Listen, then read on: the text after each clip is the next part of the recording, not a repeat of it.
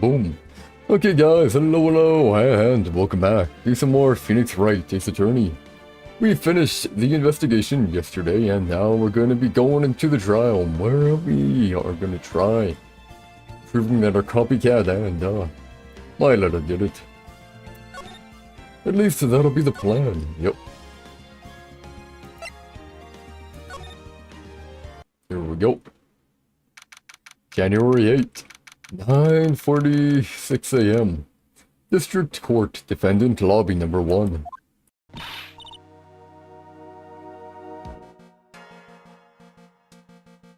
She seems really chipper the way. Good morning, Mr. Wright. Good morning, Maggie. Yep. So, what do you think is going to happen today, sir? We're gonna try to get you innocent, man, yeah. Yesterday's session didn't go so well and ended on a giant mystery, yeah. We got more evidence, should be fine. That's true. And we still haven't solved a single part of it yet, yeah. Are you okay, Nick? Yep, I'm fine, yep. Perfect, yeah, of course, yep. Saw that. The little flash of doubt in your eyes. No, that wasn't doubt, that was, determination. Why don't I believe you? I mean, we can save scum all we want, we're fine. It's nearly time, Maggie. We'd better get going to the defendant's seat. Yep, roger. Don't let me down, Mr. Wright. I'm counting on you. Oh, yeah.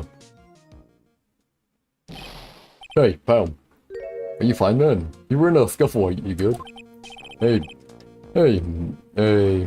Detective Gumshoe, quit stressing Maggie out. She doesn't need that.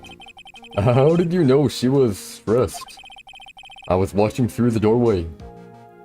Kinda creepy, but oh. You look like you lost the case already. Show a bit of confidence, will you, pal? It's gonna be sleeping agent.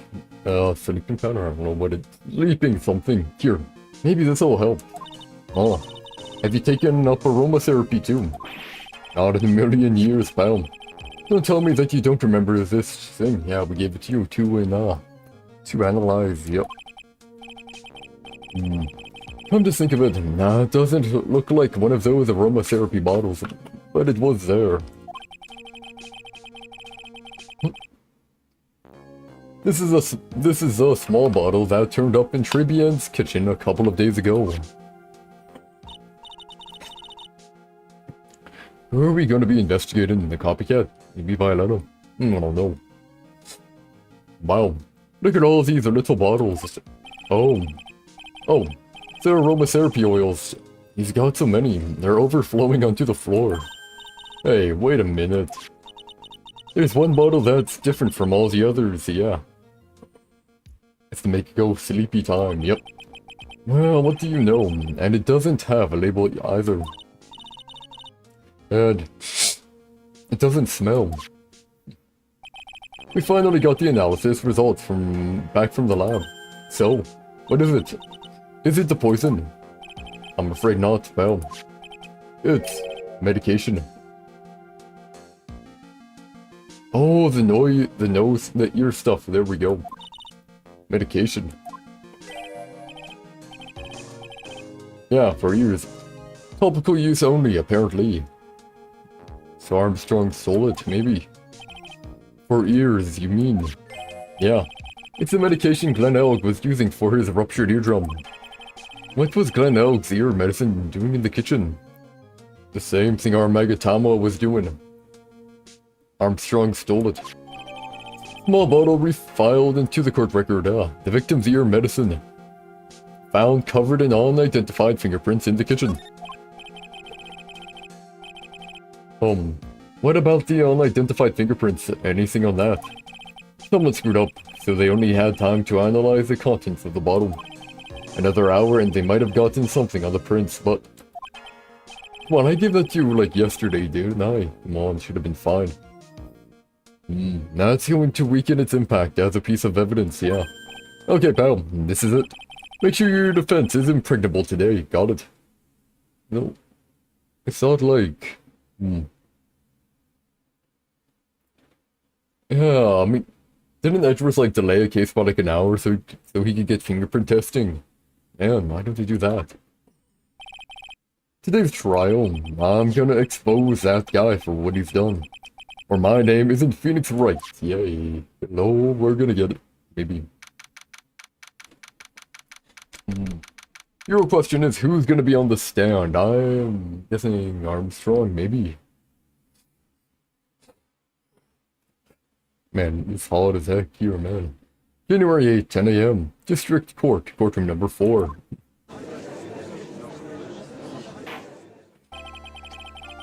Court is now in session for the trial of Maggie Bird. The defense is ready, Your Honor. Ready and waiting as always, Your Honor. Very good. Then we'll get underway at once. Yesterday we heard the testimony of Mr. Victor Trudeau. He claims to have witnessed the defendant putting a powder into the victim's coffee. However, the witness's testimony was plagued with a number of problems.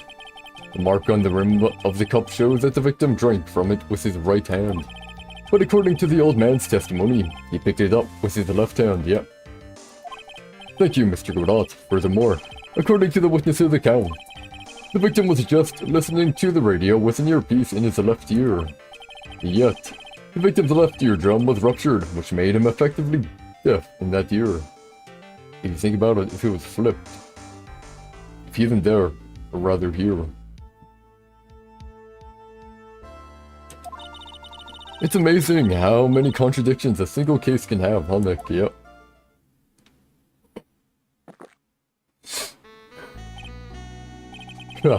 Allow me to enlighten you, Your Honor. The world, you see, keeps turning, and we must turn with it. You've lost me already, Mr. Godot. Don't let the mysteries of yesterday mystify you today. Only losers think like that. You've got to change with the times. That's one of my rules. Are you implying that you've resolved these contradictions? You know the answers to these riddles? The old guy wasn't just throwing seeds in here. He was throwing us off the scent. And today I'll prove it. Very well. Let the first witness take the stand. You know. Oh, it is Armstrong. Yay! Stupid dude. And you are. Oh, bonjour everyone. I am John Armstrong, the owner indeed. I did chef of Le Tribune Restaurant Enchanté. Yep, okay, great. Forgive me for asking, witness, but are you a woman? Oh la la, monsieur. As you can see, I am a pert and perky gentleman. No. Pert. I don't know what pert means,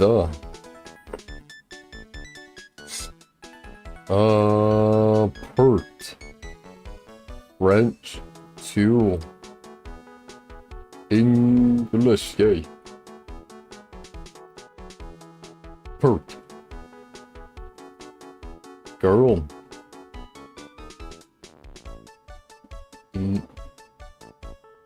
Nose bottom, huh? Adjective. It's like girl. Girly dude, I don't know.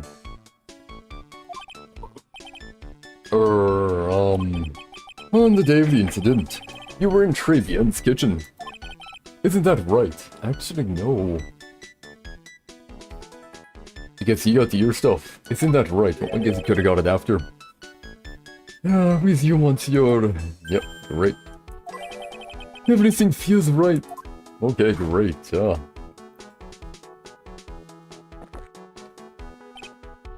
I don't think I'm gonna do an accent through the entire time. Yeah. Huh. Well, he's totally unfazed. Doesn't anything intimidate this guy? Very well. Very well. Your testimony, please, witness. Please tell the court what happened that day at Tribune. We volunteers. I don't know, man.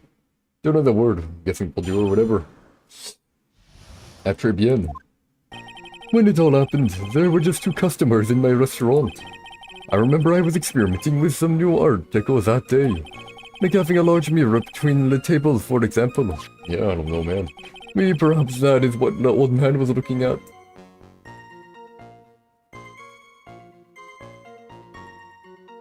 He was looking at a mirror. In other words here, he could be in the other seat. He's in the other seat. My cup, my earpiece, and the glasses. He would have seen everything in reverse, no? Let's see here. True. We only saw one guy.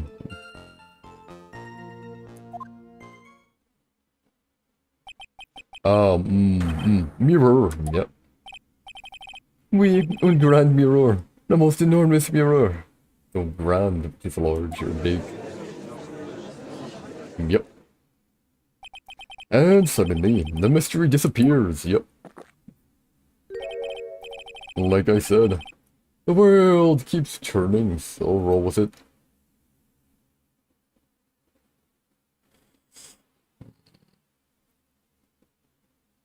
Okay, if you was looking in the mirror...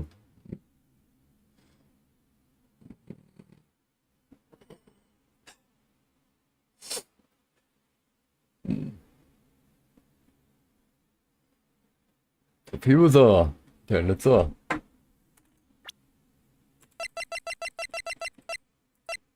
me a second here, I need a photo. Please. Okay, let's say he was here. If he was here. Looking at the mirror here.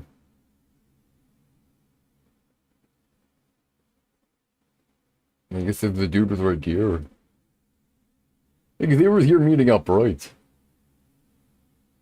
No, I said they were sitting together though, right? Yeah, I guess if he was here, he could have saw him here, reflected. We'll figure it out in time. Like I said, the world keeps turning, so roll with it. That would explain the coffee cup and the earpiece conundrum. The mirror would have made everything appear back to front. What the heck? It's way too early in the morning for this to be happening, yeah. Now then, Mr. Wright, You may begin your cross-examination, like I always do and always will.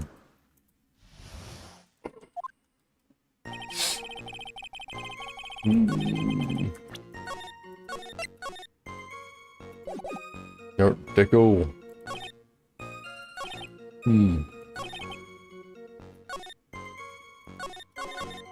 Well, if I don't know what, just press everything here. And who were the two customers exactly? May, of course, the young man who died. And the other not-so-young man. You're referring to yesterday's witness, I presume. What about the other man Maggie says she saw at the table?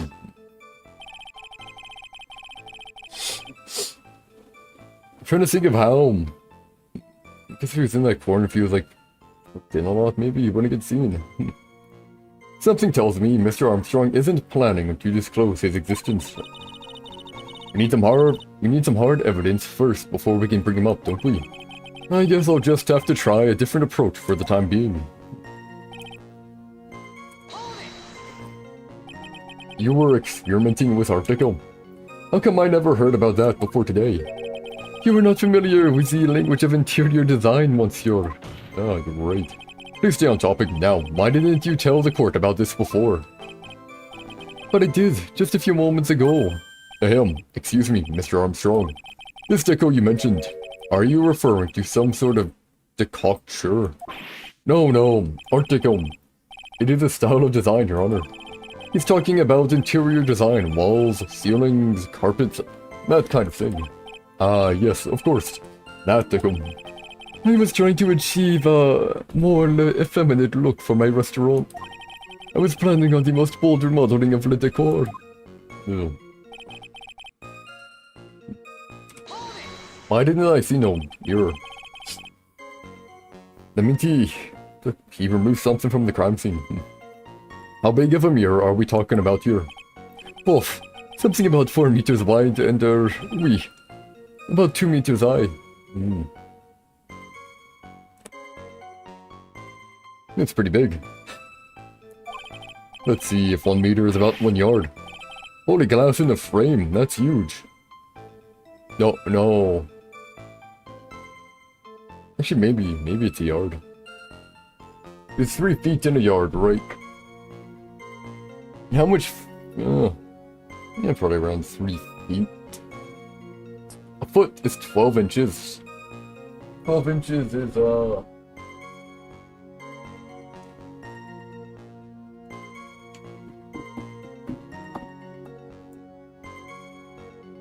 whatever, I can't find it. I have a ruler somewhere in my room. I don't know where. Let's see, okay, yep. I was intending to install it on the ceiling eventually. Why the ceiling? The ceiling? Was there a mirror on the ceiling? I don't remember. No, but I decided not to go through with it in the end. What should I do? Should I ask him more about the mirror or not? Yeah, I didn't see it. There was no mirror, man. It's harder. If you really had such a large mirror in the restaurant, someone would have noticed it. But there's nothing about a mirror in Mr. Trudeau or Maggie Bird's testimonies, yeah. But... You didn't ask, Wright. You have only yourself to blame for such sloppy work. What? A mirror was delivered to Tribune the day before the incident. Really? As Mr. Armstrong testified, he was carrying out some design changes. And as it turned out, he didn't actually use a mirror in the end. This just doesn't add up, yeah. Even if a mirror was delivered to Tribune, it doesn't prove that it was in the restaurant on the day of the crime. Huh. If you want to doubt someone, try to look in the mirror. I'm sure the person looking back at you will be dubious enough. So the witness yesterday had seen the victim reflected in a mirror. Normally, I'd expect people to know the difference between a reflection and a real object. Normally. How does normality come into this? That's lame, right? Even for you. Oh. Are you trying to say that if something isn't normal, it isn't possible? Is that it? What does that leave the porky-headed lawyer and the top-notch chick over there? And the ungodly cool guy with the mask over here? Well, right. Yeah, not the hair. I do not have a top knot. Mr. Godot is correct. A lack of normality is no basis for discounting an argument. Well, some of the likelihood of it is beyond reasonable doubt. Bien, logic has won the day. No, not good at all.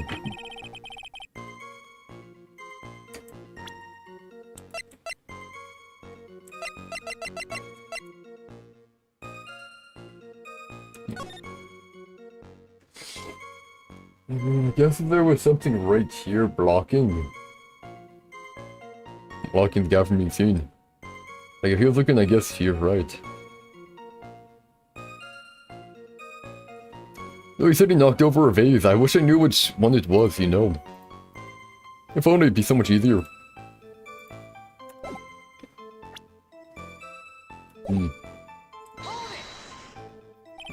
Everything. He would have seen everything in reverse. Hey Nick, we should take a second to think about what old CD said in his testimony. How did he phrase it again? The boy was wearing the earpiece on the same side as the green lens of his specs. Oh yeah. No question, you can lock me up if I'm wrong. It was his left ear without a doubt. Then he used the same hand to pick up the cup as the left hand.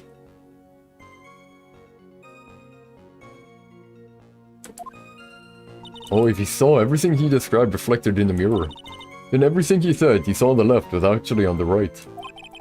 And that clears up all the problems with his testimony, I guess, or does it? I mean, looking here.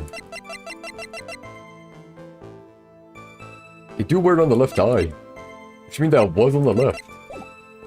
Doesn't, no. Yeah, it's kinda hard to believe everything's a fault of a mirror, but do you think old CD saw everything through a reflection? No. If he did, it would explain all the contradictions in his testimony. No, it wouldn't. But that just makes the situation worse for Maggie. There's gotta be something in that old man's testimony. We've gotta just dig deeper.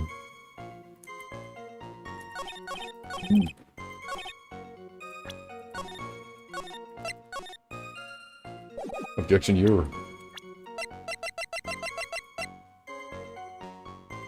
Be worthy. There we go.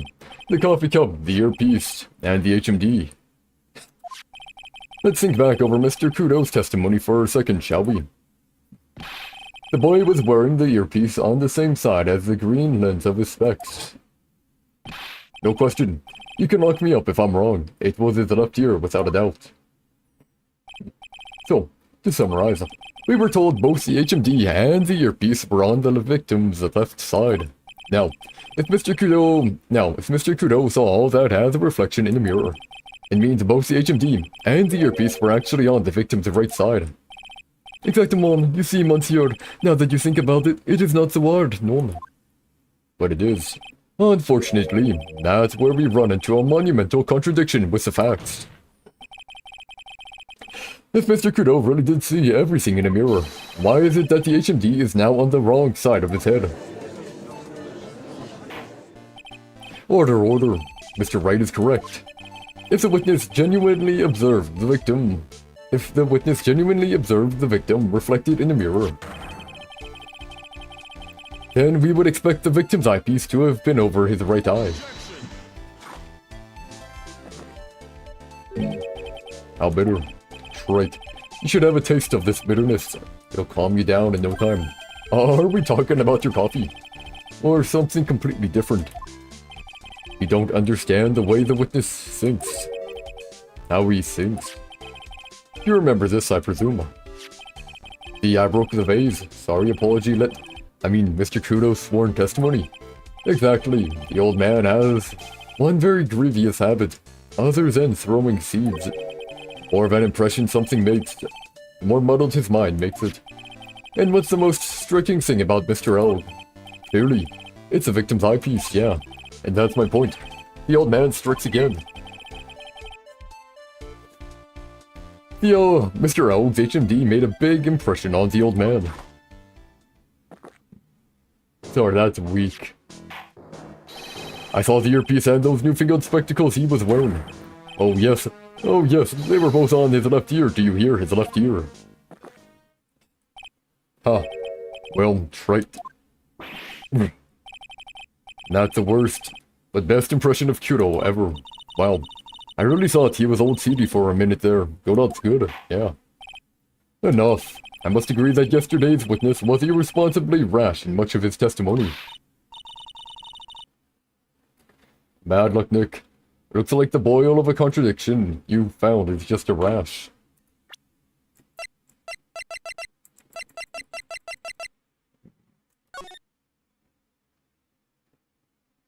I wish we could see the other side. Unless you're what if...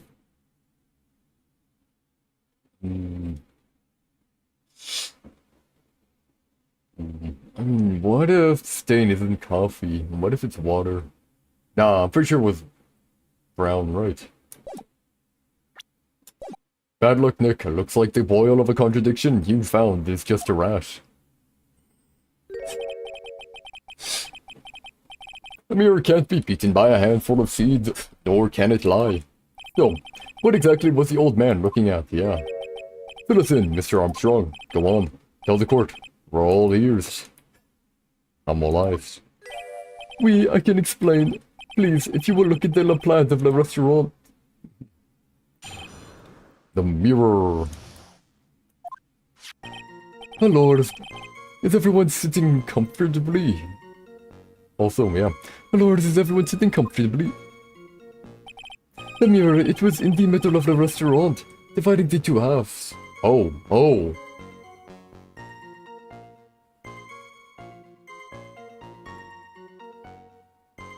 Wait a second, this is perfect. Oh, no worries, love, no worries. This is perfect. I thought it was on, like, the back. No, this makes it perfect, man. Because I mean that he was here. It could not have been better. Wait, it could literally have not been better. So Maggie goes in, delivers the coffee. Two people at the table, right? He's sitting probably here. He can't see the other man. He can only see the victim here.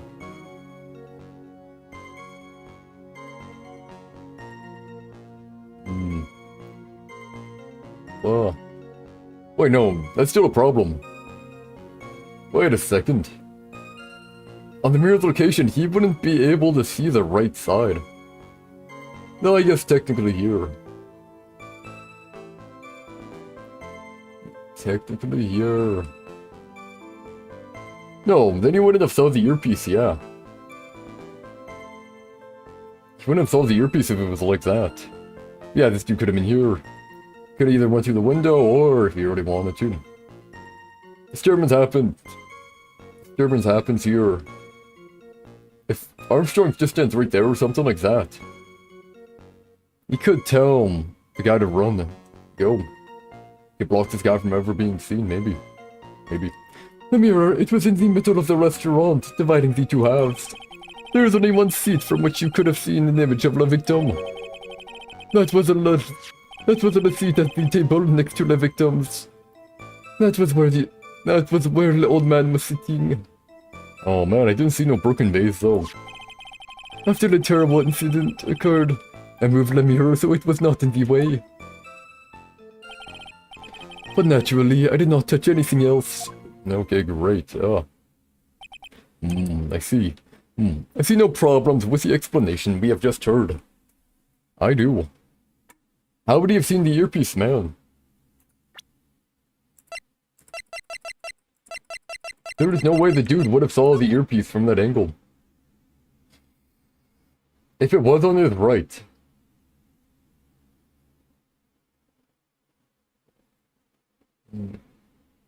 If we know that it's on his right, but you wouldn't be able to see the heckin' thing on his ear, or whatever. I see no problem with the explanation we have just heard. From the table next to the victims. From the table next to the victims, Mr. Kudo could have seen the victim in the mirror. What a naughty little coquet I am, confusing all the men like this. Don't worry about it. Yeah. We can keep up. We can keep up. Except for the guy breaking out in a cold sweat over there again. Huh. I hate that guy. You said you didn't touch anything else apart from the mirror. Incorrect. Are you quite sure about that? Well, of course. Very well. Mr. Wright, your cross-examination, if you please. The mirror.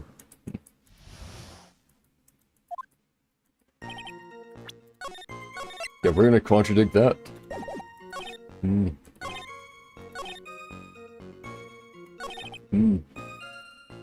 I find that hard to believe. What? Okay, guess I can't explain it, my bad. Screw that, man. Don't run this by me again. The mirror was here, correct? We, really? Because I know if I were you, I wouldn't have put a mirror there. It would be in the way. Objection. Look who's talking, Wright, huh? You're obstructing my view, among other things. But, this is my seat in the courtroom, yeah. Trivian's charm is that it gives you the impression that you're the only customer, yeah. Temporarily placing a mirror in that spot would hardly be in the way. Once you can see the other person, would it look like you're the only customer? Unlike you, Wright. I tell you, monsieur, the mirror was there in the middle of the restaurant. Yeah.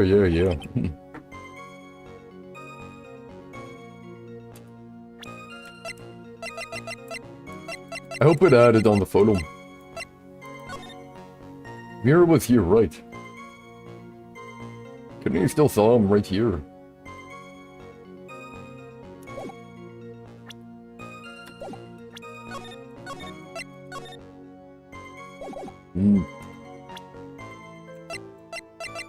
Might not work, but I'ma try it. Nope. But the mirror wasn't the entire thing, no whatever.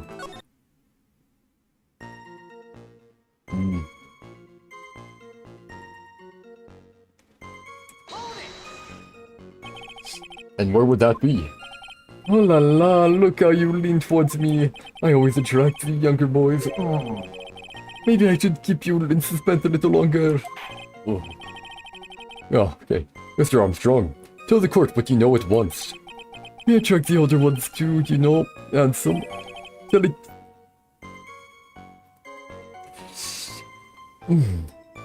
Tell it tease you too. I'm already seeing a very hot someone, so I'm afraid you'll be waiting for a long time. Yeah, but she has milky cream skin and cappuccino perfume. Yeah, and I will tell you, there was only one seat from which you could have seen.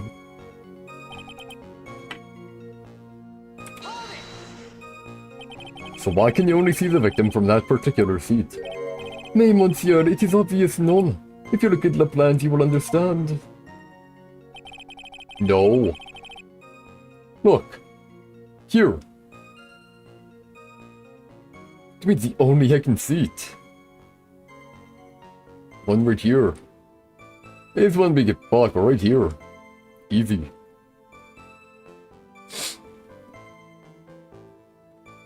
Well, whatever. Whatever. The victim would have been reflected in the mirror like so. If you were sitting at the table next to him, you would see everything, no? So that's the seat old CD was sitting on that day, no. The vase wasn't broken either. When the poisoning happened, the old man was sitting at the table next to the victim. Why does that seem kinda odd? Yeah.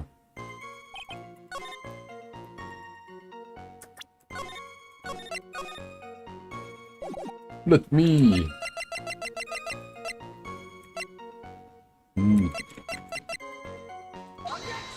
Nope. Ugh. Fine. They never let me do what I want. Shit, wait.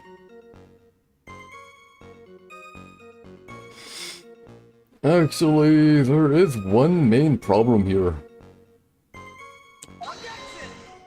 Nope. There's a problem here.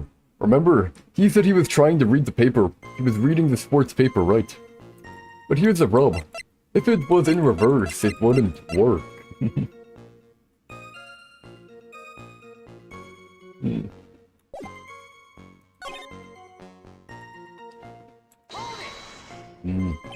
Did you move the mirror while Mr. Kudo was off calling the police? Oui, exactement. I carried it out of the restaurant then. You moved a huge mirror like that all by yourself. What can I say? I know how to pick things up. And some... Yeah.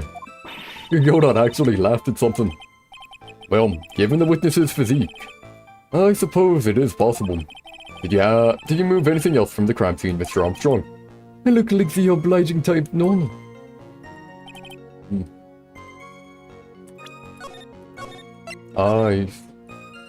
There's a plethora of problems. Are you sure about that? I touched nothing except the mirror. Mr. Wright, is there something the witness has said that doesn't match the crime scene? Yeah, I actually tried showing it, but it didn't work. Yeah, there is. I just can't put my finger on what exactly. Tja, suffering from a case of heartburn, right? Oh, I have just this thing for that. And oil with golden myrrh and frankincense. Oh yeah. Add a few drops to your coffee and voila, enjoy. Oh, don't think you want that. Focus Phoenix Breeze. I need to ignore those two and just find some evidence. It is pretty strange though, isn't it? I mean, nobody mentioned anything about a really large mirror. You'd think someone would have, but... You'd think someone would have, but Maggie didn't, and neither did old CD. Then the only logical explanation is that there was no mirror inside Tribune that day. Now I've just got to prove it somehow.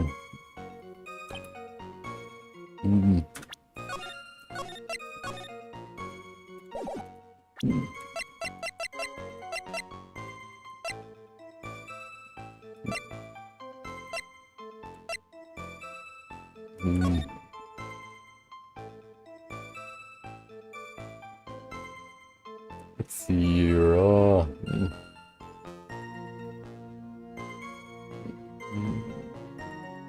First thing, you would have noticed a stain on the maid outfit, for one.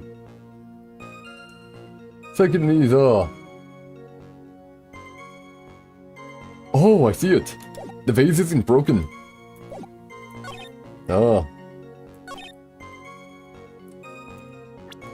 I find that hard to believe.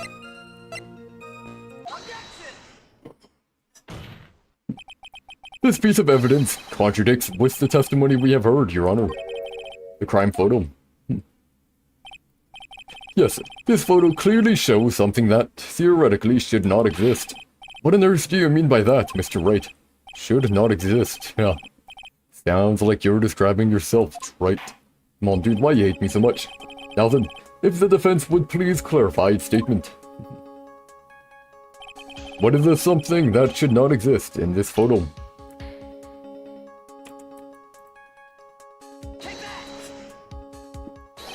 I think it's pretty obvious that this is what should not be in the picture. The vase. What possible connection does that have with the witness's testimony? Your Honor, I'm telling you that there should not have...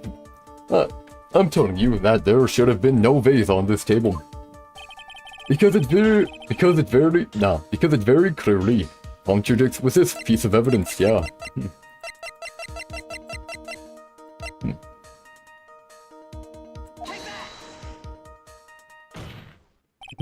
There is one thing that was clearly demonstrated by yesterday's testimony.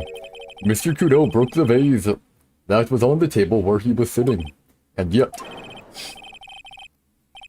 as the court can see, there is an unbroken vase on the table next to the victim. Why? Because Mr. Kudo was not, in fact, sitting at the table next to the victim at all. Don't be an idiot, right? That's impossible.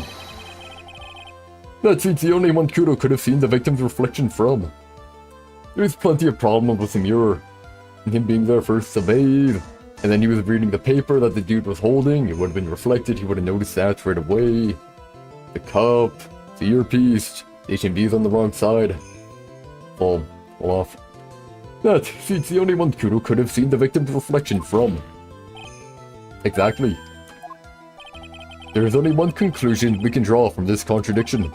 There was no mirror in Tribune on that day. Your testimony, Mr. Armstrong, is an elaborate lie. Undo. My gosh, yep. Don't try to confuse the court, right? Obviously, the witness cleaned up the vase. while the police were taking their time getting to the crime scene. No. Said he touched nothing else. Unfortunately, Mr. Goddard, that doesn't quite work for me. Mr. Armstrong already testified to the contrary, in his own words. I did not touch anything else except the mirror. Grr.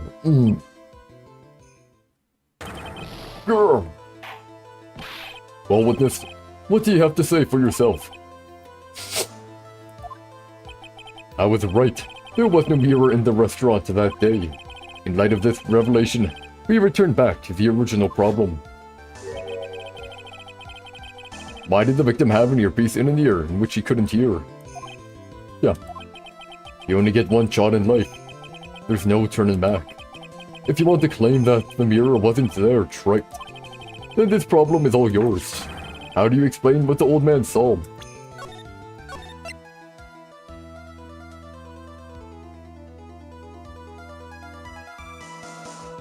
He was in a different seat.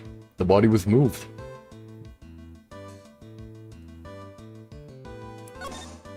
I mean, I feel like maybe that one. If I can answer this, then I'll be that much closer to the truth. I can feel it. Are you going to be okay? Can you really solve this contradiction, Nick? There's more than just this one contradiction, Maya, yeah. What do you mean? There is. Remember what Maggie told us? 2 people. There was another man at the victim's table. And there was a sample CD on the victim's table. It all flies in the face of Mr. Kudo's testimony, yep. And I think I know the reason why nothing in this case is adding up. Well, Mr. Wright, let's hear your answer. Yes, Your Honor. Body moved. The reason behind all the contradictions in Mr. Kudo's testimony is simple.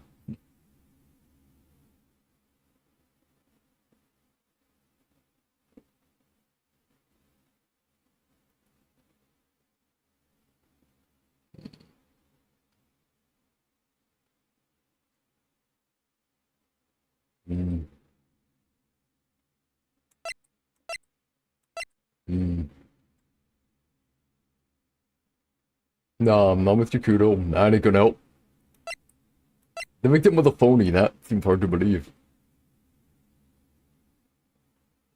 The ear doctor making a mistake is also extremely hard to believe.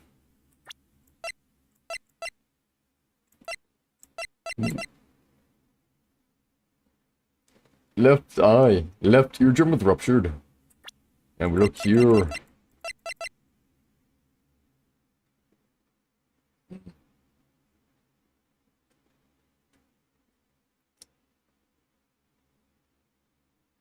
Yeah, supposedly the victim was a phony.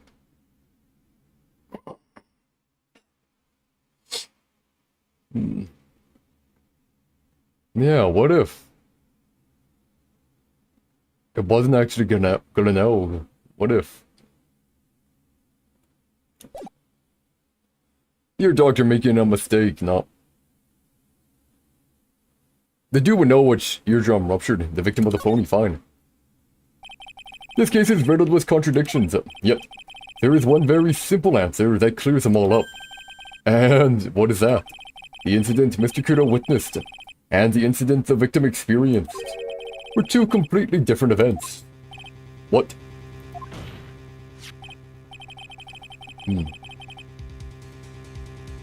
If the guy collapsed here... Guy collapsed, and then they did the crime while Kudo was out. It would explain. The old man wasn't there. The old man was out calling the police. The old man was out calling the police while they did the crime. Yes, the victim that Mr. Kudo saw wasn't Mr. Glenn Elg at all. It was an imposter, a phony pretending to be Mr. Elg. Obviously, unlike the victim, there was nothing wrong with the imposter's left eardrum. That's how he ended up wearing the earpiece in his left ear by mistake. Who's the copycat? Tiger. Whew. Tiger dude. Order in the court. Settle down, or I'll clear the courtroom. Wyatt Gramps, why don't you clear out of here, huh? What did you say? Right. Are you saying that what Mr. Kudo saw was a setup? Yep. Yes. Someone pretended to be Glenn Oak and acted out the whole coffee poisoning, yep. All for the express purpose of creating a witness out of one Mr. Victor Kudo. Yep.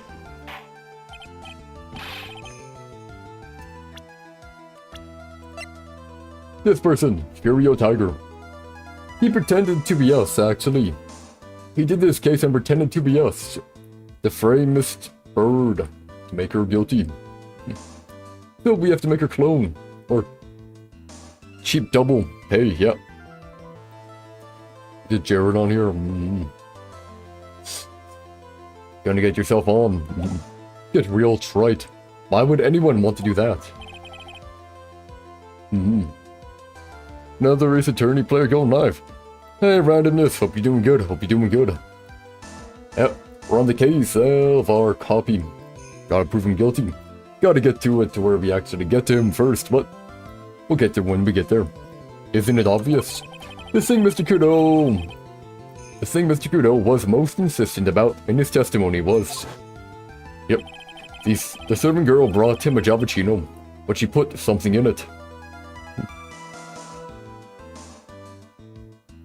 Turtles, why are you still pretending to be Jared, man?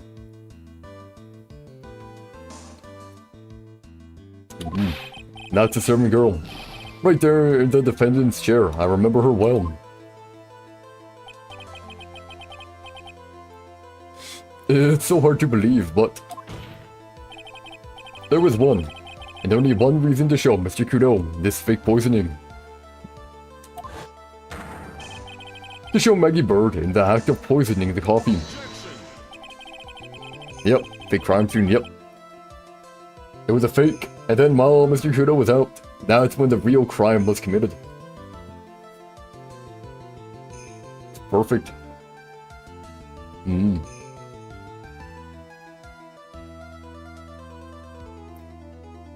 Turtle, you're talking to yourself. Good for you, man.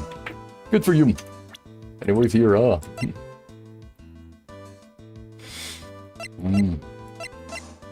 Let's see, when was the murder? Actually, when did he leave? I don't remember.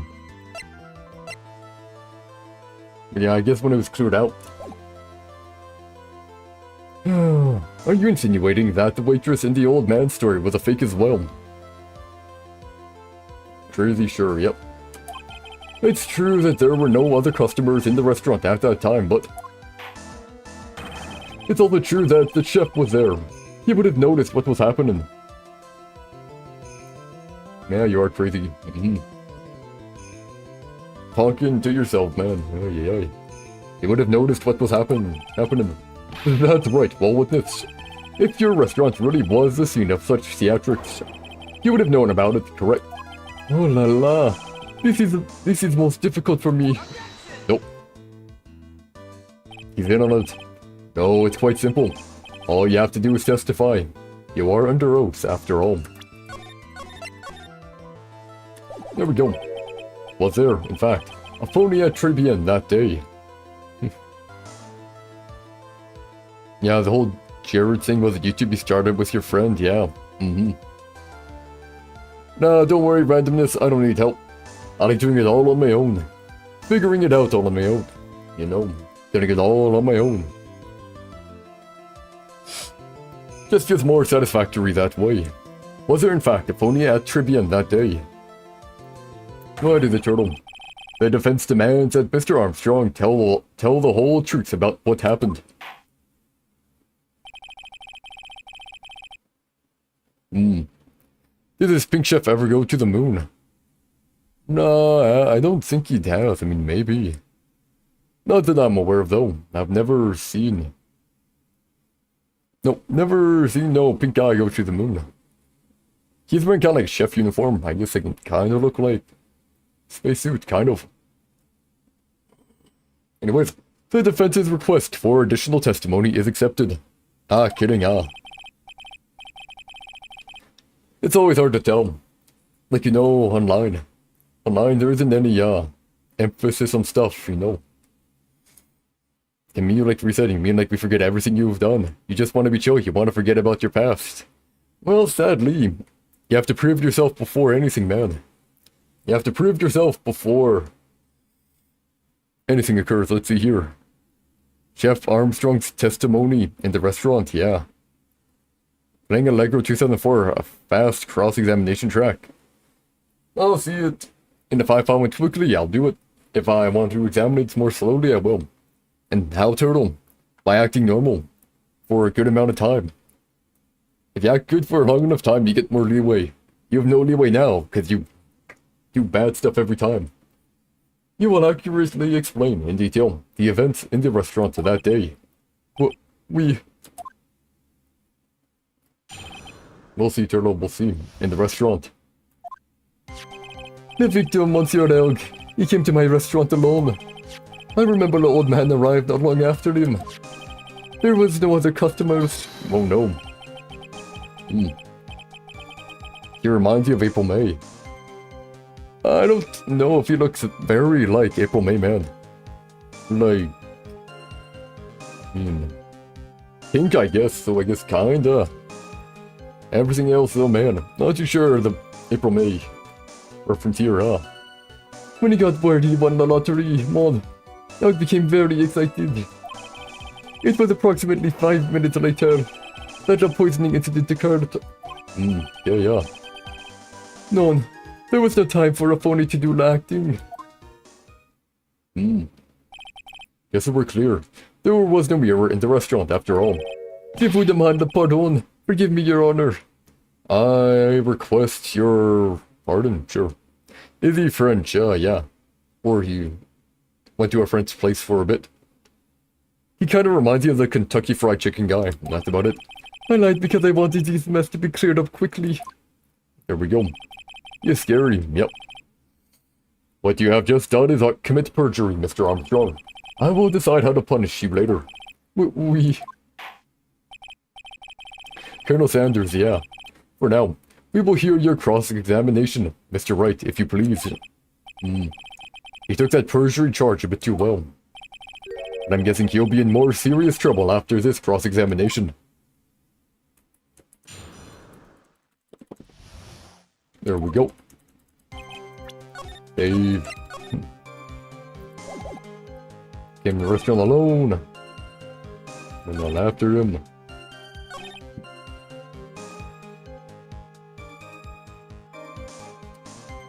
I'm gonna ask when that occurred.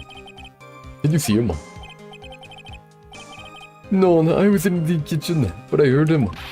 I remember him shouting, yes, $500,000. Okay, good for him. Presumably the defendant heard that too then, correct? Maggie. She looked like a poor little frightened dove. Yeah. And what about Mr. Kudo? I always say though.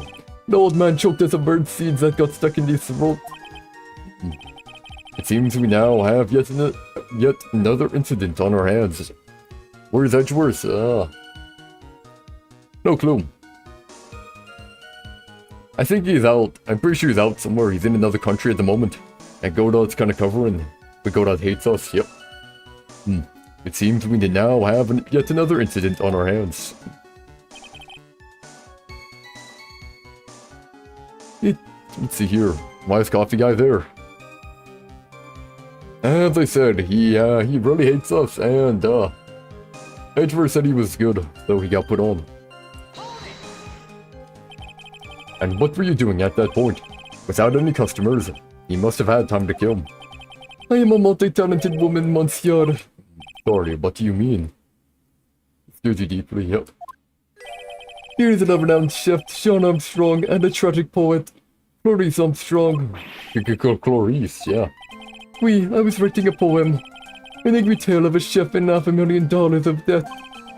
Cooking for a man who won $500,000 on the lottery. It is called pourquoi. It means why. Or for what, yep. Coffee machine prosecutor, yeah. He sure loves his coffee. Dude should be like sick, man, after all the coffee he drinks, like 17 per trial. That's a butt ton of coffee. She would not be too healthy. It is called pourquoi. It means why. Perhaps I could recite it for the court. Please don't. Okay, yeah. There we go. Yep, abroad, yep. Can you still say cartoon characters are hot? Yeah. If it's a fictional character, whatever, Turtle. But please don't do what you did last time, because that was, really, really weird. Why is coffee there? Facing Phoenix right, yep. Randomness gets it, randomness gets it. You mean you contacted the police as soon as the incident occurred? I asked the old man to call from the payphone. By your own argument, right? The purpose of this phony victim's performance was so the old man would see it. In other words, once the incident occurred, this opportunity would completely disappear. Indeed. Bien, it seems that a shadow of doubt has been lifted. Ne sais pas. Is that not it? Ne pas. Ne sais pas. Is that not it? Error. Yeah, randomness, don't mind. Turtles too much. Turtles is, unique.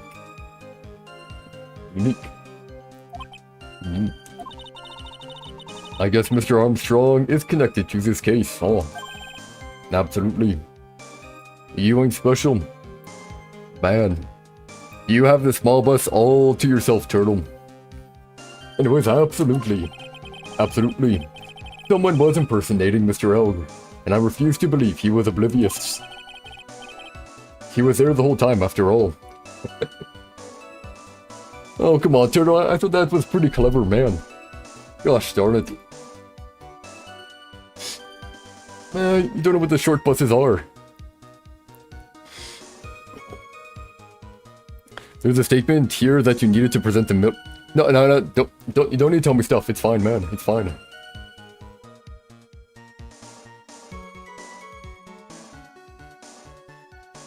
I like to figure it all out myself. Don't worry about it. He was there the whole time, after all. But if you're right, wouldn't Maggie have noticed too? Fell unconscious when the incident occurred, remember? Ah, you mean that's when the phony staged that? What do you mean you didn't hear me, man? You said you ain't special. Nah, I said you got the short bus all to yourself. Man, you really? Oh, man. Really? Okay, now you get it. There you go. I thought it was clever, thank you very much. I thought it was plenty clever. But then you didn't get it. We'll know for sure once I find a hole in this testimony, yep. Let's see when they arrived. Why, old man, you mean Victor Trudeau, correct? He comes often for my special coffee. I drink your coffee once, Mr. Armstrong. It's special, I'll give you that. It's worth a sip just for the experience. You get it now. That brain's working in no, Turtles, your brain is being overclocked, eh? Wait, Pearly. Where's Pearl? I don't think Pearly's here. I think Pearly's at the village or something, right? Yeah, normally Pearly's here every time, but not now for some reason. It's worth a sip just for the experience. Oh, you make me so happy, Monsieur. You're most welcome anytime. Should have gave Pearl the wine. We ain't given children wine, thank you very much. I said it was worth one sip. And nothing more. So old Mr. Trudeau arrived at the restaurant around the same time as the victim. Maybe I should ask about his arrival in more detail. Here we go, what time was it? Perfect. Now that's what I was looking for. Perfect. Out of curiosity, about what time was it when Mr. Trudeau arrived?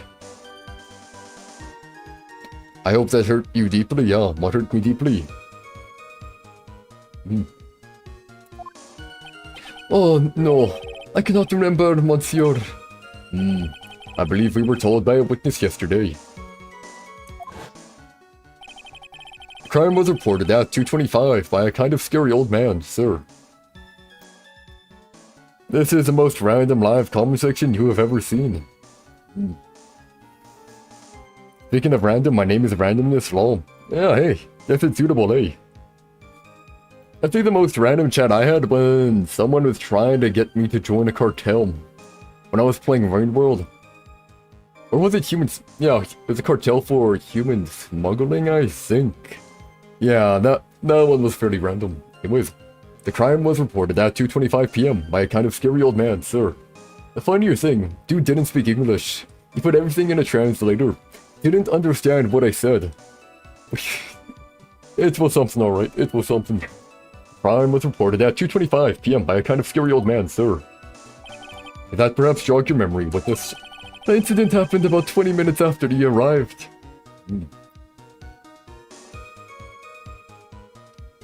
So it was reported at 2:25. So he was there at 2:15. Yeah. So the victim must have arrived between 2 p.m. and 2:10 p.m. No. Can I do like YouTube videos? In what way, man? I do want to finish doing the Persona 5 Royale. I don't like doing what I'm doing. But because I already started doing it, I don't want to do it different.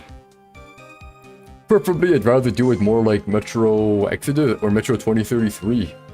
Where I condense like 12 hours into like an hour and a half. But for YouTube videos, don't know what I do. Like, if you know who Point Crows do that stuff,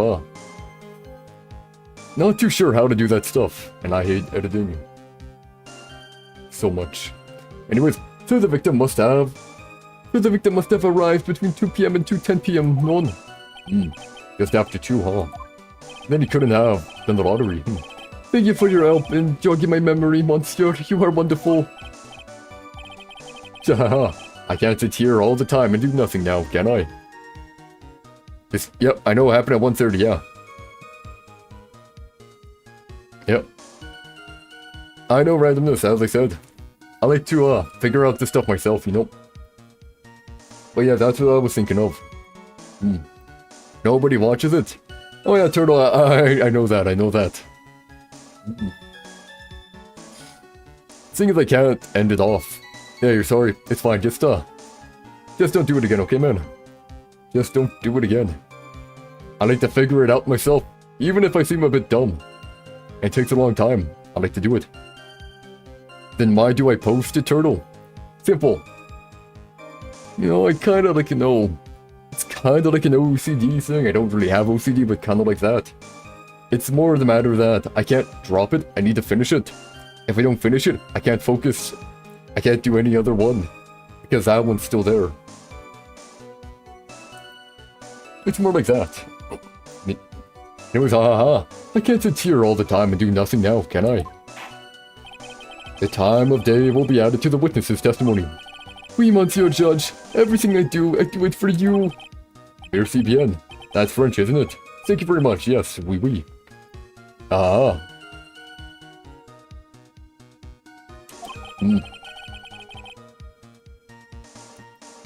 Okay, I'm glad at least one person is in a good mood. Yeah, randomness, you're free to talk and stuff like that, just, you're free to talk about the case, just not the actual answers and stuff like that. Or hints. I'm glad at least one person is in a good mood. Yep. He's even humming a song to himself, yeah. Time for the contradiction.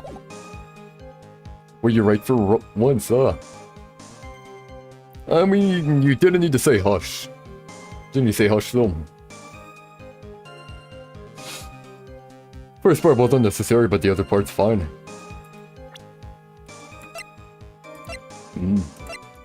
Oh, good. Here it is. But yeah, Turtles, as I was saying, that's the reason, man. I have to finish it. I have to finish it. There's only one that I kinda dropped. They gotta end. And there's only one. Only one. That's because it was mainly finished anyways, and I considered the other part additional content. But yeah, anyways. Here we go. I'm afraid I finally got you, Mr. Armstrong. Pourquoi? What do you mean? Quoi? Which is what? Yeah. Just... I don't know really French. Je ne sais pas français. Do I listen to Radiohead? No. Isn't Radiohead that creepypasta though? The creepypasta of like that huge giant creature that has like a siren for a head. It's like a radio. Anyways. What do you mean? At the time in question, the victim was listening to the radio with his earpiece, yep. The show he was listening to was Millionaire Radio, yep. That's Siren Head. Yeah, but isn't he also called Radiohead? Each week, they announce the winning numbers of the $500,000 lottery ticket. Oui, that must be Le Showman. That was listening to... My. Oui, that must be Le Showman Elk was listening to... No. Oh, I thought it was right. I can't see any problem with this testimony, Mr. Wright. I wonder... Can I do more dark topics? Don't know, man, don't know. Turtles, dark topics didn't get to any views either, man. And those ones took forever. I would say like 7. Yeah, probably like 6 hours about. 6 hours, I'd say, anyways. I'll edit it for you. It's fine, Turtle, it's fine. You say the victim arrived at your restaurant after 2 p.m., correct? Oui, I am sure of it. I remember it perfectly now. You enjoy editing? I don't know. I know it was that time, because I had just finished serving the lunch menu. Yeah. Get to the point, right? If you have one.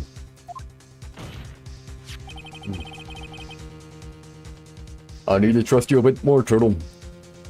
You haven't gained enough trust for that. Why you keep saying we? We. Armstrong is saying it, man. Armstrong is saying it. So I'm just saying what he says, man. OUI is we. That's how it is. We, which is yes. That show is broadcast live at 1:30 p.m. And it claims to be the most thrilling 10 minutes of your life. It's on the air at 1:30. Now, supposedly, the victim made some noise when it was announced that he had won. Can I play a Mori? No, I've already played a Mori. I've already played a Mori, man. Already played it. I've already played it. So I wouldn't play it again. And yet, I don't believe his cry of joy could have occurred after 2 p.m. Use a Hikikimori route. Nah. Nope. The Mori fandom is, Mavai. Yeah. Bad. And yet, I don't believe his cry of joy could have occurred after 2 p.m. It's a bunch more content? It is, yeah. They are weird, yeah. And let's say I play a Mori, man. Who would come to a Mori streams, man? A Mori fandom people. And I don't want to garner that type of audience. Yes, and 11-year-olds, yep.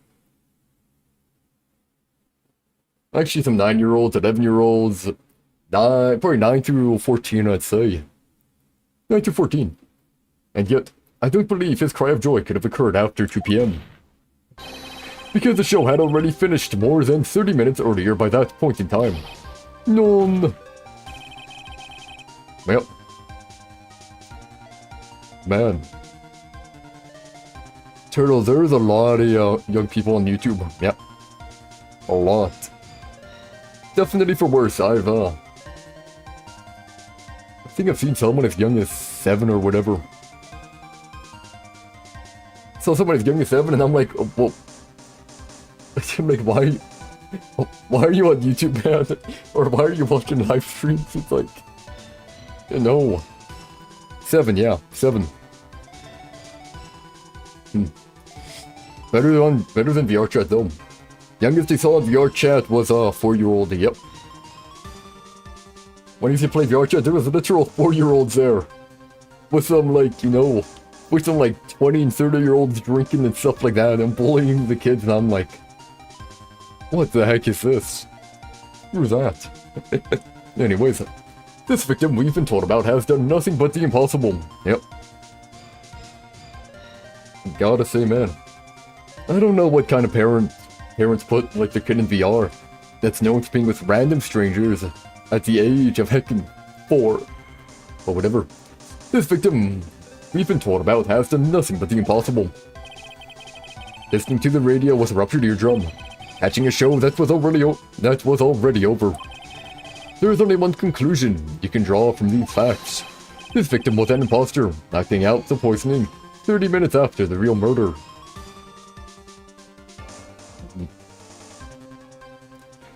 Could I ban you off of Discord? I won't add it for you. You haven't gained my trust, man. Yeah, I'm gaining my trust, man. It turned out the main part of that wasn't the editing. The main part for Dark Topics I took forever was the drawing portion. Drawing took heckin' forever, man. Still not actually. One of the Dark Topics, man, it got censored. On YouTube or whatever. I mean on TikTok. It was shadow banned. It got shadow banned, so it never got shown. And I'm like, you gotta be kidding me. This victim was an imposter, acting out the poisoning 30 minutes after the real murder. Sure. Yes, there were 2 Glen Elgs in Tribune that day. The real Glen Elg, now dead, having been poisoned by the real killer. And the phony Glen Elg, acting out the events for Mr. Trudeau to witness. It certainly seems that way. I mean, if that wasn't the case, how could you explain the time discrepancy? Yeah, it does suck. I mean, hey, at least it showed on YouTube. You can make me YouTube videos, as I said, man. I'd have to know more. Or I'd have to gain more trust in you, man. Like, on a scale of like 1 to 10 for trust I have in you, man. 1 being the least, 10 being like someone who I super trust. You're like a 2. You're like a 2, man. I mean, if that wasn't the case, how could you explain the time discrepancy? Just record a video and you'll edit it, yeah. Not even a 5, man, not even a 5. Quite a performance, right? You were almost on the roll. But sadly, you lacked the rock-hard foundation of rhythm to build your song. What is this, Music Theory 101? Wasn't he the one talking about, like, oh, possibilities even if it's unlikely? Or even if it's not normal? Man.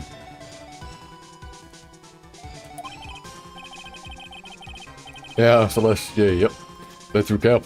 According to your imaginative theory, now just after 2 PM, the phony oak is performing a play for the benefit of Mr. Trudeau.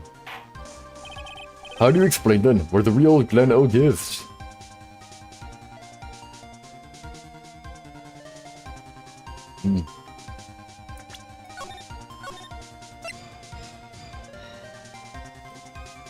Can I steal my vids? What do you mean by steal my vids, man?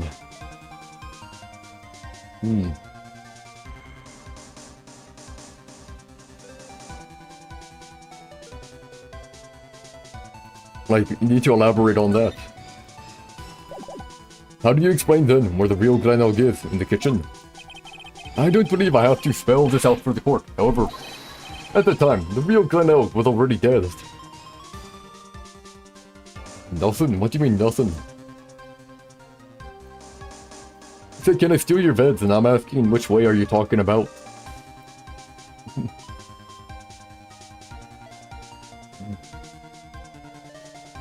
I'm not gonna work for you, turtles. Nope. Glen Elg was already dead. That's certainly the obvious conclusion. Thank you, Wright. That's exactly what I was hoping you would say. What? Now, I presume you can prove this theory of yours. $100 an hour. Not sustainable for you, man. That is not sustainable. Now, I presume you can prove this theory of yours. Can you explain where the missing corpse went to? High risk of death, yeah. I'm not against dying, but I feel like that'd probably be painful, so I'd rather not, yep. Can you explain where the missing corpse went to? The missing corpse. According to the old man's testimony, there was only one other customer there. If that customer was the phony Granog. Roller coaster tester? Yeah, gotta pass. Then where did the killer hide the body of the real victim? The kitchen. The prosecution has a valid point, Mr. Wright. If your theory is to stand up to examination by the court, you must provide us with proof by answering the prosecution's question. Where did the killer hide the body? Yes, Your Honor. No. Not really a fan of salted nuts. Like, maybe pistachios. Pistachios are fine, so I guess salted pistachios are fine. But like peanuts taste awful. Even peanut butter is kind of bleh. Almonds are kind of fine. Chestnuts never really had. Oh, actually, no, those are fine for crunch. Those weird, like, wrinkly nuts, those ones actually don't taste too bad in, like, candy or whatever. You ate a pistachio and a bug was in it, yeah. I never get lucky with eating food. I ate a burger one time, there was a bone in it. I drank my drink and there was I don't know, I think it was a fly in it. I've had beetles crawl up my nose into my mouth one time. Swallowed it by the way. A bone, yeah. There's somehow a bone in the heckin' burger. Like, not like a huge bone, but like to where you bite down and it's like, ow. I don't know how we got there, but it did. Yes, Your Honor. No conjecture there. No conjecture, right. Let's hear some facts for once. How? I don't know, the heckin' messed up. Show the court a piece of evidence that proves where the body was hidden. Evidence?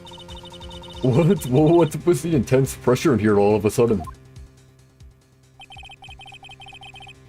Think I know, man? I don't know.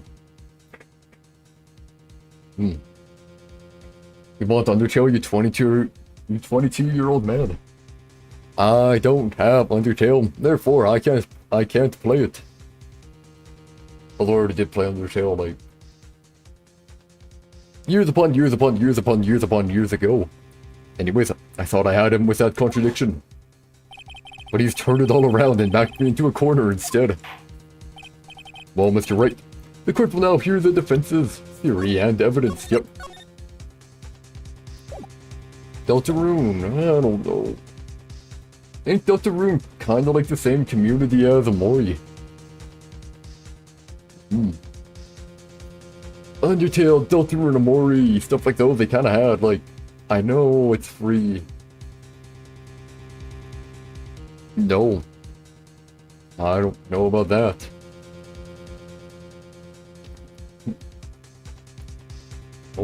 I mean, maybe we will, maybe we won't. I'll probably just do the pacifist route because I end up feeling too bad when I kill monsters. FNAF Pizza Sim, yeah, could do that. But yeah, I end up feeling too bad when I'm killing the monsters, you know.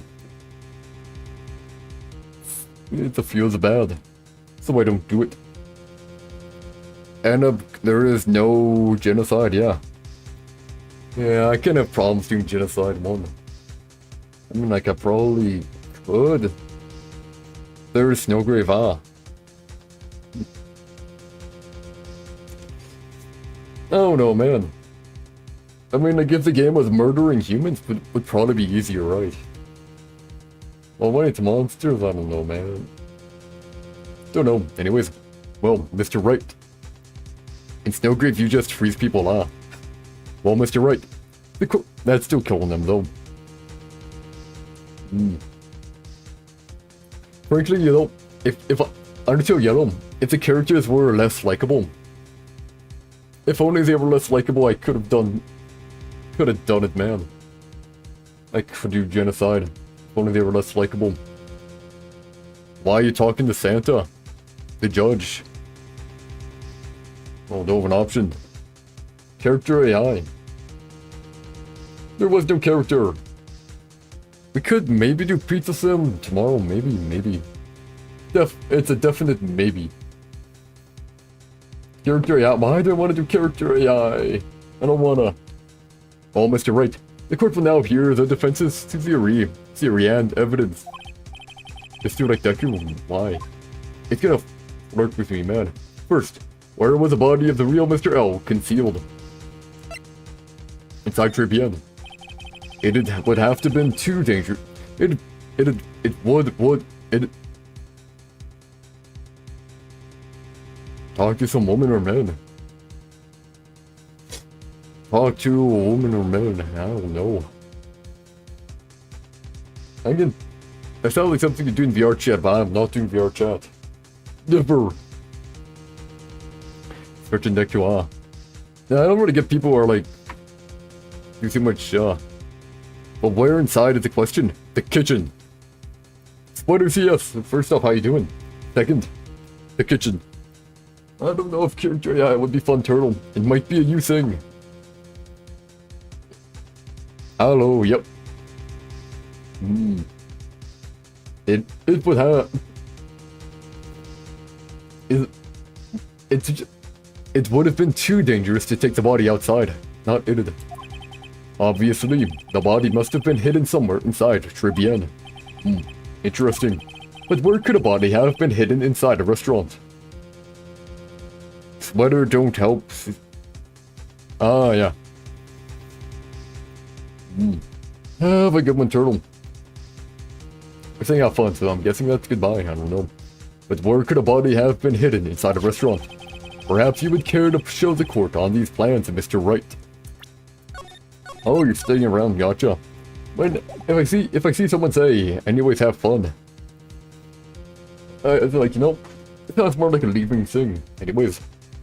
Clearly Gumshoe did it? Yeah, all Gumshoe. Perhaps you would care to show the court on these plans, Mr. Wright. Yes, Your Honor. I swear. I can swear. This better not be the exact location where the body was hidden in Tribune is. It better not be an exact location. I just want to do the kitchen. I don't want it to be stupid like the other one. Where I'm like, I do a heckin' corner, man. I do a corner. And then they're not actually there. Nope. Turtle, I think you must understand. I said if you were there right when I started the stream. Right when I started the stream. I would do it. You were a few minutes late. Therefore, I cannot do it out of technicality. No, for the first minute I was there watching. Kitchen. The body was hidden here. I see. A supposition. But the real question is, can you back it up? Where is the evidence that proves the body was hidden in that location? Nah. Mr. Armstrong, do you recognize this bottle? None. I have never seen that ugly bottle before in my life. I only use the very best bottles, monsieur. The highest quality only for me. Where was that bottle found, Mr. Wright? Interestingly enough, Your Honor, it was found in the kitchen of Tribune. Quoi? What? But I only ever use these bottles for my aromatherapy oils. Oh. But this bottle doesn't contain aromatherapy oil. Am I French? I am not French. Do I know a bit of French? Barely. Like, je ne sais pas français, stuff like that. It's like, I barely know anything. I think it's mat de faire foot. Something like that. What's my name? Obviously Jean-Claude. Obviously. But this bottle doesn't contain aromatherapy oil, Mr. Armstrong. No. It contains a medication. What kind of medication? I'm sure everyone remembers, don't they? That Mr. Elk visited Anne. That Mr. Elk visited Anne. Otolaryngological clinic and was given medication that day. Yep, Turtle, my name is Jean-Claude. 100%, yep. And was given medication that day. You can't be serious. The defense had the contents of the bottle analyzed, and I have the lab results here. No, yeah, it is Jean-Claude. Jean-Claude, yeah. These, first, you know, these the first letter of my name, that's why it's just Jib. I don't know. Well, actually, I do know. Jib is, well... You know... I mean, you could probably guess why it is. You could probably guess what... Let's just say Turtle. Jean-Claude is the first name. Wrong first name, yeah, but the first name. Anyways, the content of the bottle matched the prescription of the bottle. The content of the bottle matched the prescription that was given to Mr. Eld. Whoa. Linnell's murderer hid the body in the restaurant kitchen. At which time, this bottle fell out of the victim's pocket. No, you kind of spelled it wrong, man. You kind of spelled it wrong, like, really wrong, but good try. At which time, this bottle fell out of the victim's pocket. Mr. Armstrong, when the incident occurred, didn't you say you were in the kitchen? Maman. Yes, you know what I'm about to say. It was you who hit the victim's body. You did a fine job pretending to defend my client, Maggie Bird. However, you were setting her up to take the fall behind the poor girl's back. No. Order. This is an extraordinary development. Witness, did you murder Mr. Glenelg? Never. I could not do such an horrible thing. No.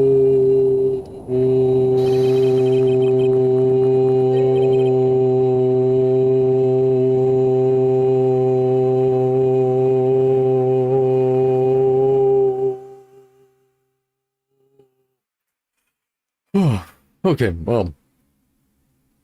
Judge, I don't know if Violet did kill him. But oh no, the other guy's order. Mr. Godot. Why do you think Giovanni? No. The bitterness. Every time I get lied to, I always down a mug of coffee. That's one of my rules. Do you have the slightest idea how many cups you've had by now? One? No. I said John, man, not one. And I like to do the same to the person who lied to me. I like to take them down with my empty cup. Listen up, chef. Just tell me how to spell your name, John. Yeah, come on, man. Do you know the French way? How about a brand new flavor in your ear? My H-deficient friend. Je vous demande pardon. Please, you must hear me out. I beg your pardon, yep. Sure. Or I beg your forgiveness, yep. It is a trap. Listen to me. Por favor. Hey, there you go, Jean. Yeah, okay, it wasn't French. I thought it wasn't. Yo hablo español, Mr. Armstrong, and por favor is Spanish. I'm only going to ask you once. Did you do it? None. Absolutely none. Oh yeah, Turtle. John is definitely my name.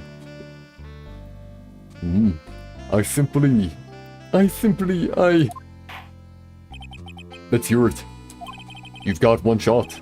Right, Gramps. No, Turtle. My name is Jean-Claude. Jean-Claude, and I'm not gonna tell you the rest. Yep. I ain't French. I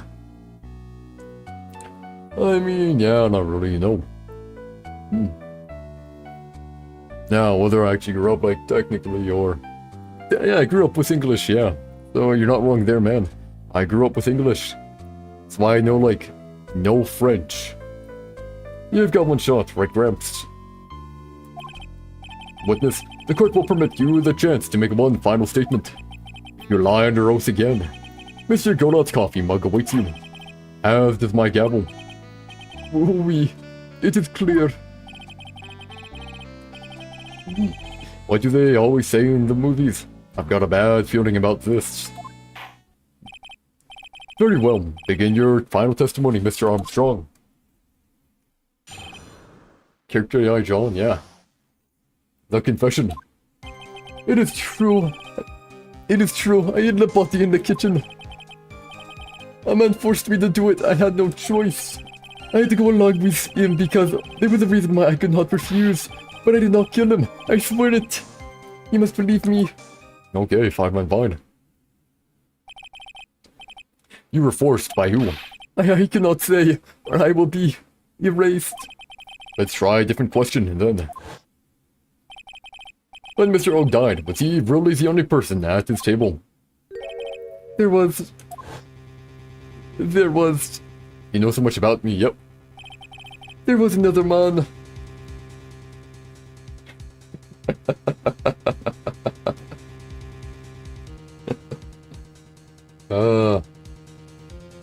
There was another man. I knew it. Nah, his name being John is just a coincidence, man. Don't worry about it. His name being John is just a coincidence, yep. Tell me your actual name, John. John Paul, actually, as they said. John Paul. John Paul's the entire name. Normally get called John, right? But it's normally John Paul. Well, technically full name's John Paul, right? It's kind of like, I don't know why. I technically have two first names, but you know just how it is anyways. Yeah, John Paul. I told you. First name, no. We see EA. Jean Paul, yeah. Maggie was telling the truth. You may cross-examine the witness now, Mr. Wright. There is just one more thing I need to do. I gotta break this guy. Get him to tell us the name of the real killer. Yep.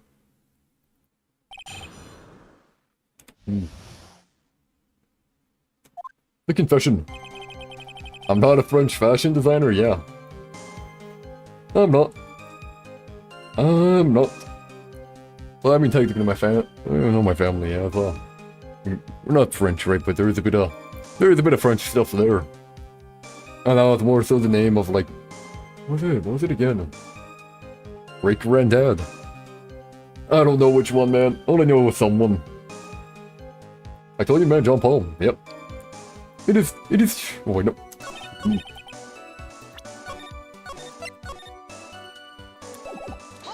Press here. And what reason would that be, Mr. Armstrong? You know, monsieur. Yes. Surely you cannot expect a young maiden to talk about such an embarrassment. A maiden? You're a bit old to get away with that. I had a bit to mail. I can't finish the cross-examination without establishing his reason. So I'll just have to prove it with evidence, yep. But yeah, I mean, hey. Told you I'm from Canada, you know. I'm not making up my family, man. And why would I try and prove it to you, man? I have no reason to prove to you my name is John Paul, yep. Though I usually just get called John or Paul, usually, but never mind that. It was normally John.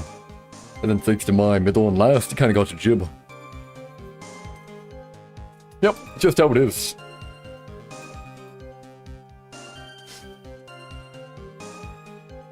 Huh. Really, man. If your last name Gaultier. Think about, what did I say, man? Does Gaultier start with a B? Oh, whatever. Good try. I'm not gonna tell you my last name though, man. Giving you my initials is more than enough. More than enough.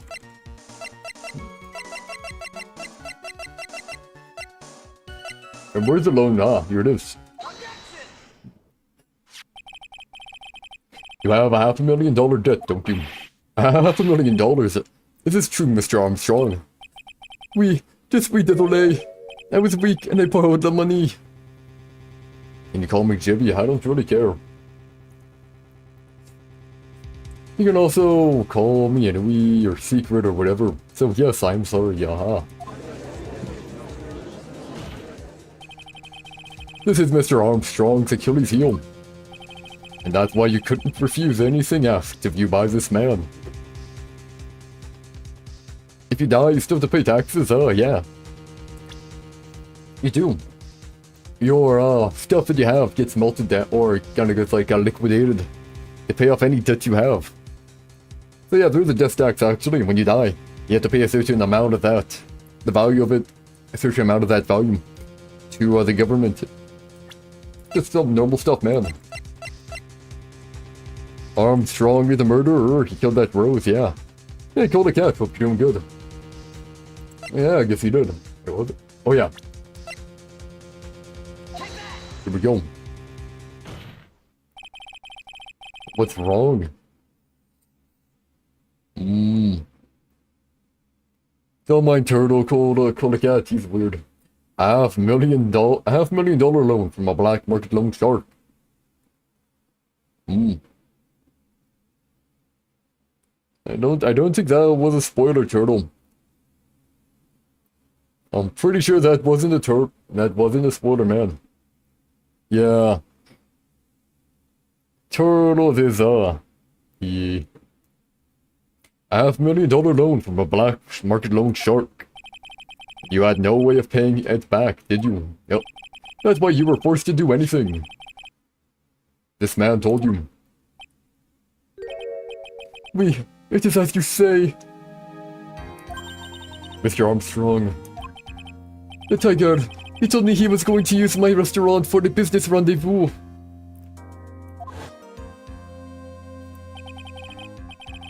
On the day in question.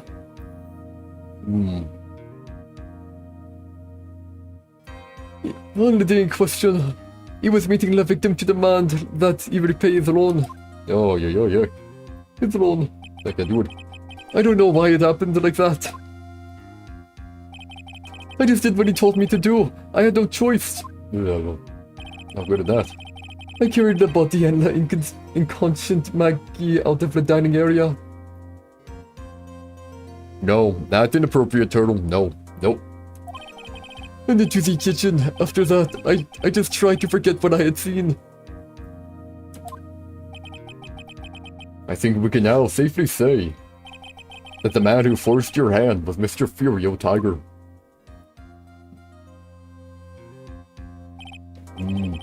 I do have one further question for you, Mr. Armstrong. The poison and the lottery ticket that were found in the defendant's apron pocket. Was that your doing as well? No, I knew nothing about that. Making it look like it was Maggie who had done it.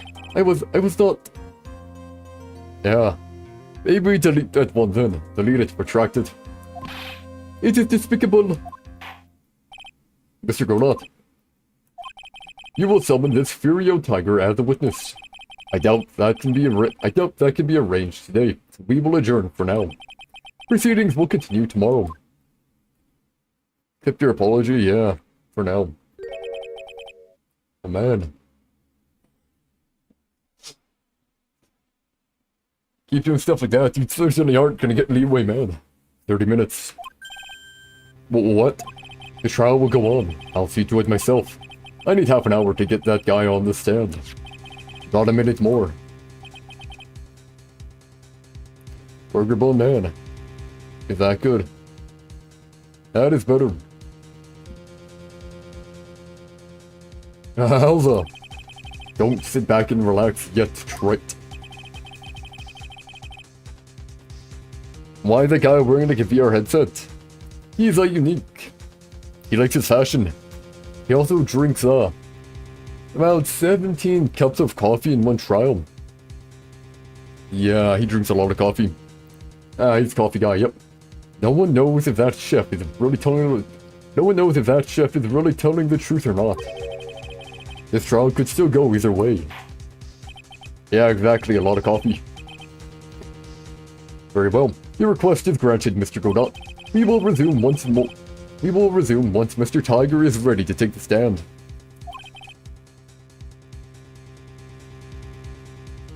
Until then. I think so far my favorite character... You love the smell of coffee but not the taste, yeah. gotta admit, coffee doesn't taste good at all. Tastes pretty bad. Smells good though, but taste is bitter. One time I wanted a nice coffee. I was talking about like those it's important or whatever, like this ice it's supposed to be ice frap or whatever. I said iced coffee. So I just got a straight black iced coffee, man. I got straight black iced coffee and it tasted awful. Who are you gonna be who are you gonna promoting terrorism to, man? What are you doing now? But I think my favorite characters so far is probably Violetta. No one, nah, gotcha. I mean, you probably can, but you have no one to do it to right now.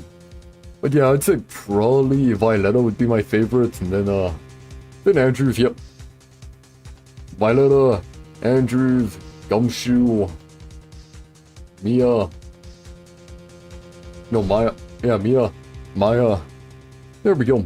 Until then, court is adjourned for a 30-minute recess, yep. Although saying no one twice doesn't gather much hope. This chime is still worse than the original, but better than the second.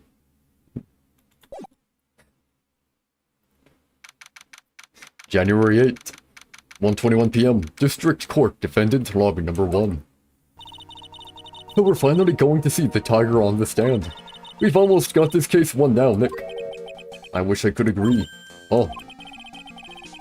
When I cross-examined Mr. Armstrong just now, he said he was just doing what the tiger told him to do. But Godot picked up on it, remember? You have information, you love going online and spreading misinformation in pure bars, yeah. Yeah, some people really like spreading misinformation. Though it's nice to spread misinformation about yourself. It makes your anonymity better. But Godot picked up on it, remember? Yep. He pointed out that, without proof, we don't know if what he testified is the truth. I mean, you think Mr. Armstrong was lying? Nope, I don't know. But if that's the line the prosecution takes, we could be in trouble. I get the feeling that we don't have the case-making evidence we're going to need. Come on, Gumshoe, you better have it. Hey, pal. Detective Gumshoe. Should become a rapper, yep. Do whatever you want, man. Do whatever you want, Turtle. Your rapper name can be like Pasty White or whatever. Something like that. What are you so jumpy about, Detective? Your hair is standing on end. Hey, that's a pot calling the kettle black, little Miss Top Knot. It's not a top knot. Never mind about the hair. Just calm down, alright? I can't stand still when I don't have a job to do. I kinda get wound up. Buggerbone Beetle Man. Maybe. Yeah. No kidding. You gotta have something you need me to do, pal. Innocent. Well, actually, if you get the MC Bomber thing from Tinderlander, it would work pretty well. Don't die. Why are you saying don't die? It's kind of inevitable. I'm gonna die someday. Not dead yet. Not dead yet. Oh, I guess sooner would probably be better than later, but, you know. Anyways, well, hey, I'm gonna take a jog back down to the precinct. I could get some prints analyzed for you if you've got an hour. An hour. The trial would have reconvened by then. But, Nick, we still don't have a really decisive piece of evidence, right? Yep. True. Without some kind of trump card to pull out of the bag. We're really stuck. You said you could get some fingerprint and... He said you could get some fingerprint analysis done in an hour. You bet. In that case, would you mind checking the prints on this for me? If you're going back to the station anyway, could you find out whose prints are on this? Oh, hey. That's a small bottle I gave back to you this morning, right? You getting frozen yogurt because calling her mom and telling her she raised a monster isn't an option? What? What are you on about, man? What are you on about?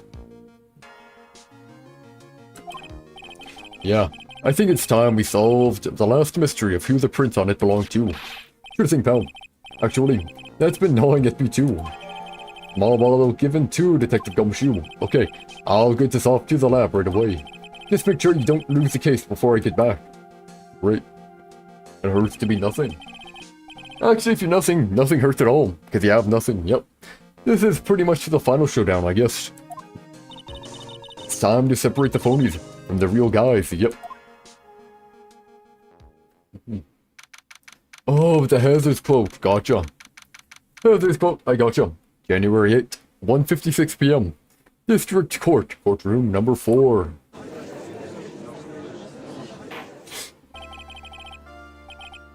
Court will now reconvene. Mr. Godot, did you find this Furio Tiger? I even tamed him for you. It was a 3-cup job, no problem. Tamed him. The guy's name may be Furio Tiger, but come on. He's pretty lively. Be careful, he still bites. Yep. It's worth to be something. Why are you doing some weird heather quotes, man? Very well, please show Mr. Tiger to the stand. Very well, please show Mr. Tiger to the stand. Witness, please state your name and occupation. It's, see here. It's Heather's, gotcha. That's a weird way to spell Heather's though, not gonna lie. Huh. Hidden under the desk again. Don't hide under the table, Maya. Unless there's room for me down there too, I know. What? So, Laffy did a track on Heather's, I gotcha. Would you mind? What do you say to me? Laffy. Yeah, gotcha. What do you say to me? Nothing. I didn't say nothing. Honest. Who could have guessed that the fear would include... Who could have guessed that fear would induce a bad Brooklyn accent in the judge? I got business to take care of, you hear me? So who the hell called me into this hole? Was it you, Spiky? Ah, no, of course not. It was the judge. Who's under his table? Great. Her name is... Islandic? Okay, yeah. Not too sure what Islandic's got to do with it, but sure. Play Zelda? I don't have Zelda. Don't have Zelda. Ah, no, of course not. It was the judge. Your Honor. Oh dear. Oh, Icelandic, gotcha. Oh dear, I seem to have dropped my pen. Where on earth is it? Ding dong.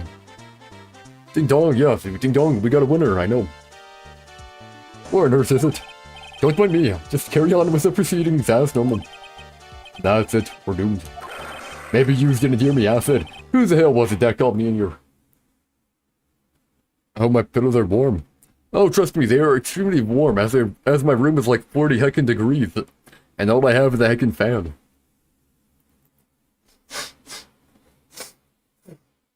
Yes, my pillow's warm, my bed is warm.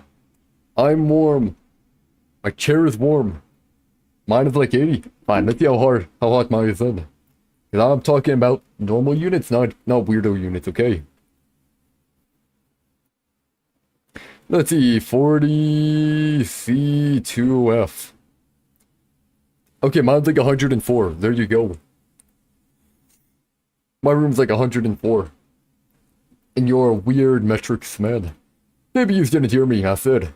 Who the hell was it that called me in here? There's no need to shout. We can all hear you. What do you say? There's... yeah. You would do that to yourself if you were that hot, yeah. Yeah, luckily I'm pretty good with heat. I mean, where I live, man, it gets to like -40 and to 40, so it's kind of like, whatever. It was like, 35 outside. But my computer always makes my room, like 5 degrees hotter. But yeah, really not too bad. Yep. Filthy monolingual, try to keep it English, yep. I don't know any other language. I know a tiny bit of French, but that's about it. Not enough to be able to read it. There's no point struggling. You're caught in the snare, the relentless snare of the law. I tell you, so many people know other languages, and I'm just, just English. And I'm the one that hauled you in. Too cool. Don't let them get the better of you, Nick. Let's start with the basics. You know about the incident in question, correct? Incident? I don't know nothing about no stinking incident, Mask Boy.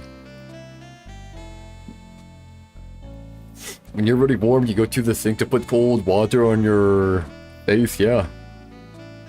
And then sometimes your back or arms, yeah. I'm actually not too bad with heat. Not too bad with heat, I mean, hey. I remember when I had to work outside, in like 45 degrees. That's when it was like, pretty bad. That makes it a lot worse. If you're in the shade, it's really not awful. Humidity is a real killer, man. And yeah, you can tell me something, Turtle. But yeah. Like, is it pretty bad? Yeah. Am I sweating a lot? Yeah. But, is it survivable? Is it like, manageable? Yeah. As long as I don't have coffee. If I have coffee, my body raises temperature even more. Turtles ain't real. Yeah. He died. Sure he did, yeah. Sure he did.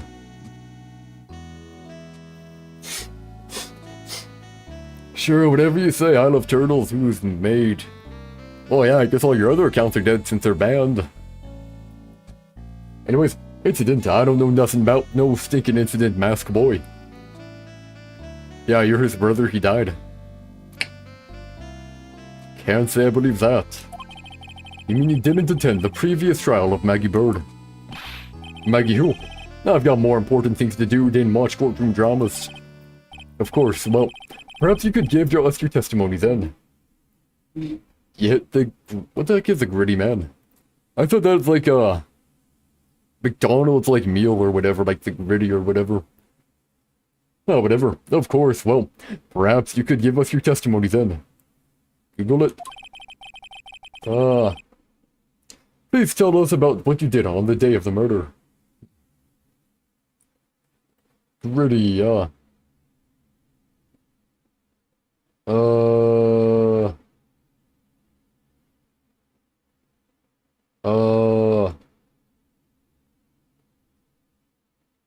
Santa's hiding, he's scared.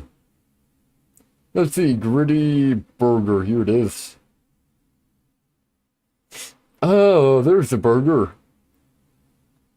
There it is, Greedy Burgers, gotcha. Yeah, poor Santa, yep. Please tell us about what you did on the day of the murder. Phoenix Wright. Oh, he's the one who set this up, didn't you? The dance, gotcha. So it's kind of like the Harlem Shake, right? Like one's like, do the Harlem Shake, or whooping Gangnam Style. Or Gangnam Style, that one. You're gonna regret the day you ruffled this dog's fur. You hear what I'm saying? I already told you why Santa's hiding. He's scared of the heckin' tiger. Maybe I should have brought the diaper with me today. Get a grip, Nick. Yeah, you being hidden doesn't really help you. Tiger's alibi. I don't know nothing about no murder. I was tied up with business in December last year. Spent all of my time in my office. I got whales lined up to borrow cash from tender lender every single day. Turtles, how many times do we have to do this conversation? Yes, Santa's real. He's dead now, but he was real. He was based on a real person, St. Nicholas, who would actually do stuff.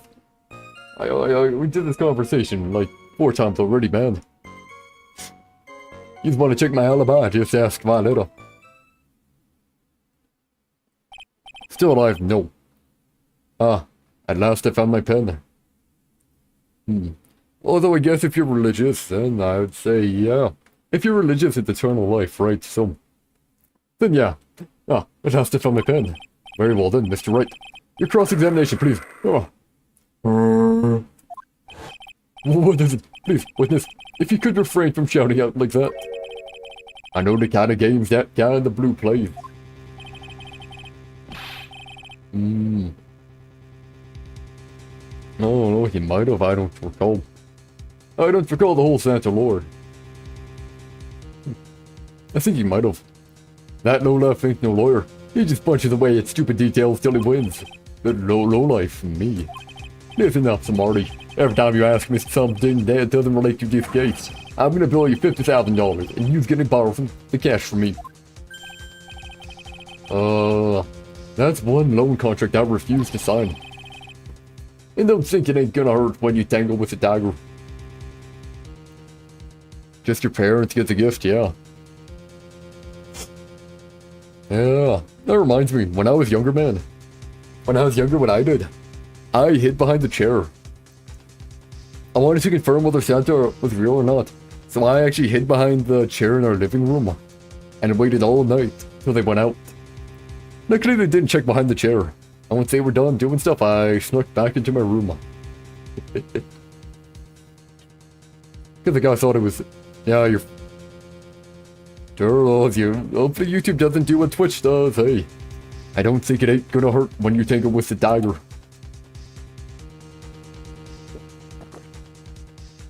Hi, Nuts. Nice to meet ya. Ha, I love a good spectator sport. Just a minute. That's really not. This witness is, how can I put it? A hungry tiger roaming the urban jungle.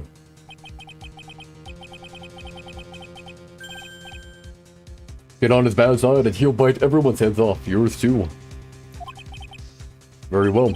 I have no choice but to impose a penalty system here.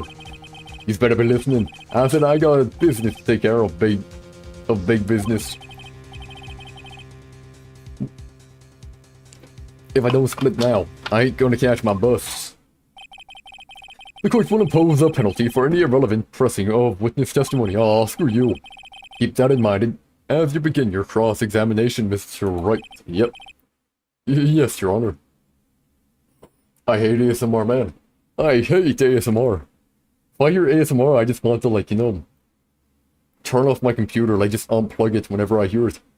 Yes, Your Honor. You can do it, Dick. I'm out from under there already, would you? Fire. The tiger's alibi. Oh. I was down to visit in December last year, spent all my time. I don't know, I find it hard to believe. Really? It does clearly contradict, but I guess not enough.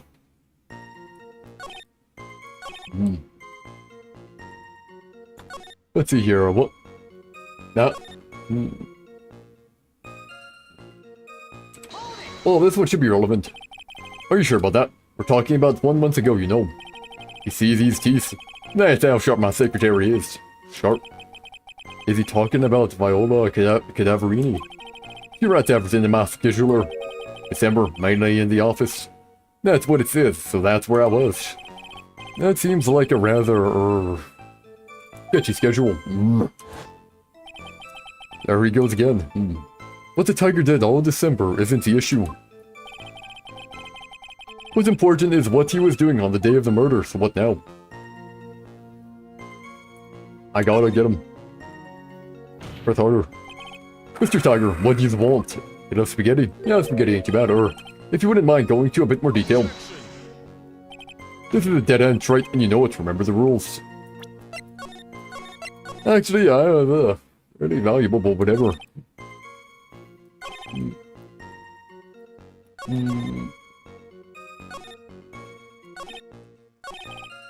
Lined up.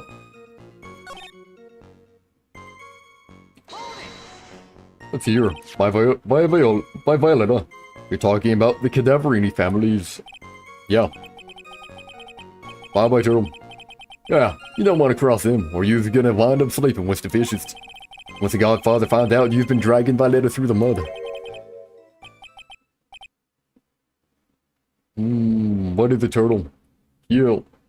Do you. And what's happening here? What? Huh. Sorry, I couldn't quite put it all together towards the end there. He said that just like Viola, didn't he? I get the feeling this might not be the right time to probe him about her, leave it for now. It's too dangerous to press things without knowing where they might end up. I'd better just focus on gathering information at the moment. Now then, Mr. Tiger, would you mind repeating? Yeah. My time ain't for you here. You better remember that. If I miss that bust, someone's gonna pay.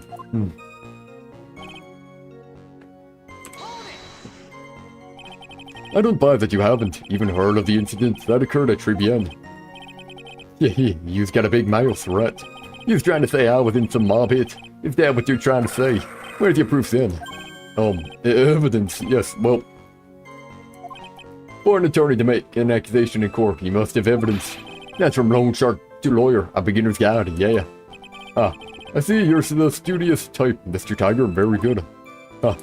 Why don't you ask him to represent you sometimes, right? What should I do?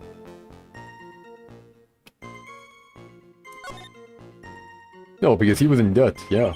Mr. Tiger, what do you want?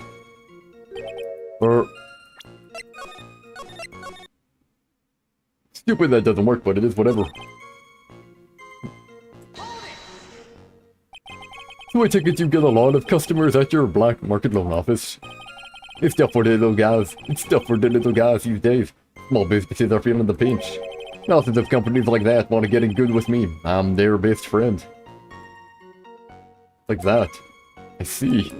That's very admirable of you. Witness. Wait. Yeah, well. Tinderlander's motto is win through compromise, you know. Win through compromise? What is that supposed to mean? Oh, we know what it means. Compromise a customer to win. That's what it means. You've got it. With best friends like you, who needs enemies? Here, let me spell it out for you, is all. You don't pay me back within 3 days. Don't pay me back within 3 days, Spiky. Nah, take what's due. And you stupid hair. You follow what I'm saying. You follow what I'm saying. But I'm not one of your customers, Should I ask more about Tinderlander or not? Yeah. Mr. Tiger, what do you want? Or, if you wouldn't mind. Okay, that one doesn't work either.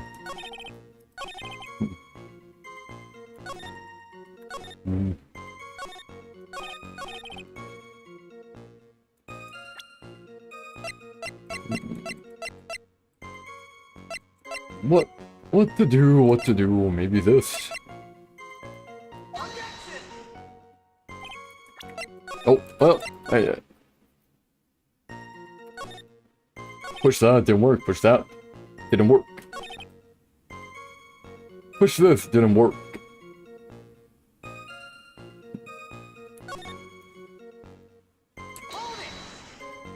Well, whatever, are you sure about that? Yeah. Yep.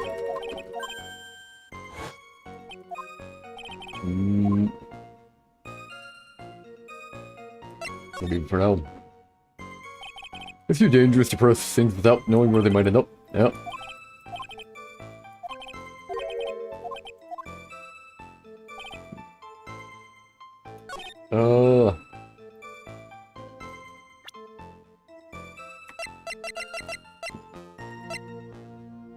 Do I have a proof that he wasn't there all the time?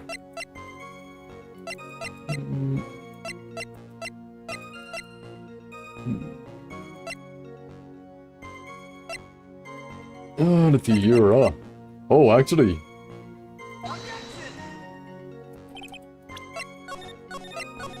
It's found a Tinderlander, I gotta find a way to use it, man.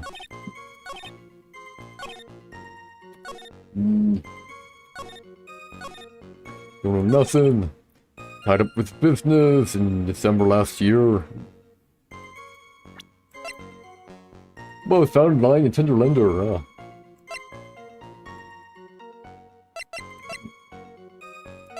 Lunchbox ain't gonna do it either, Millionaire Radio ain't gonna do it.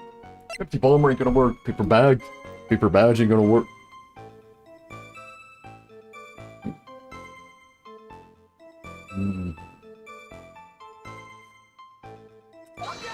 Nope. They're related, but you're too dumb to understand that. Oh, whatever, On up. Every single day, eh? Victim. Article. December 5th, yeah.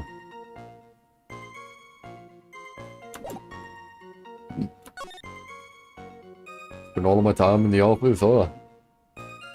I mean, I have proof. Daddy, my proof ain't working. My proof ain't proofing enough. Yep. My proof isn't proofing enough, man. Yeah, I'm pressing it. I don't care. Might not work.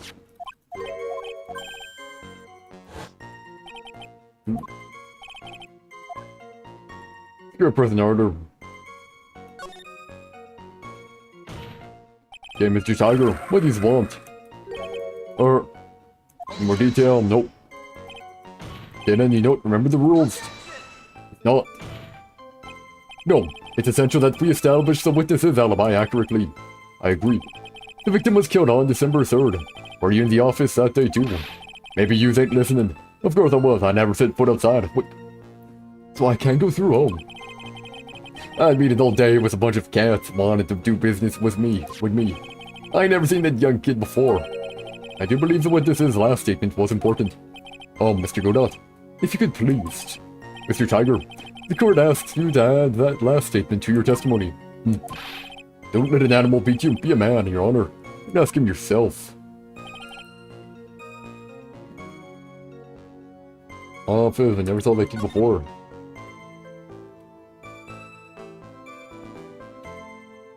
No. I find that hard to believe. There we go. What I'm trying to use, too. Mr. Tiger, you claim you didn't know Mr. Granell, but it appears that Mr. L knew you. What? Mr. Ugg left this little note on his calendar. Meet with the Tiger, and the date. December 3rd. December 3rd. That's the day of the murder. Yep. So, Mr. Tiger, I submit that you did indeed know one Mr. Granell, because on the very day of the incident, you met with him.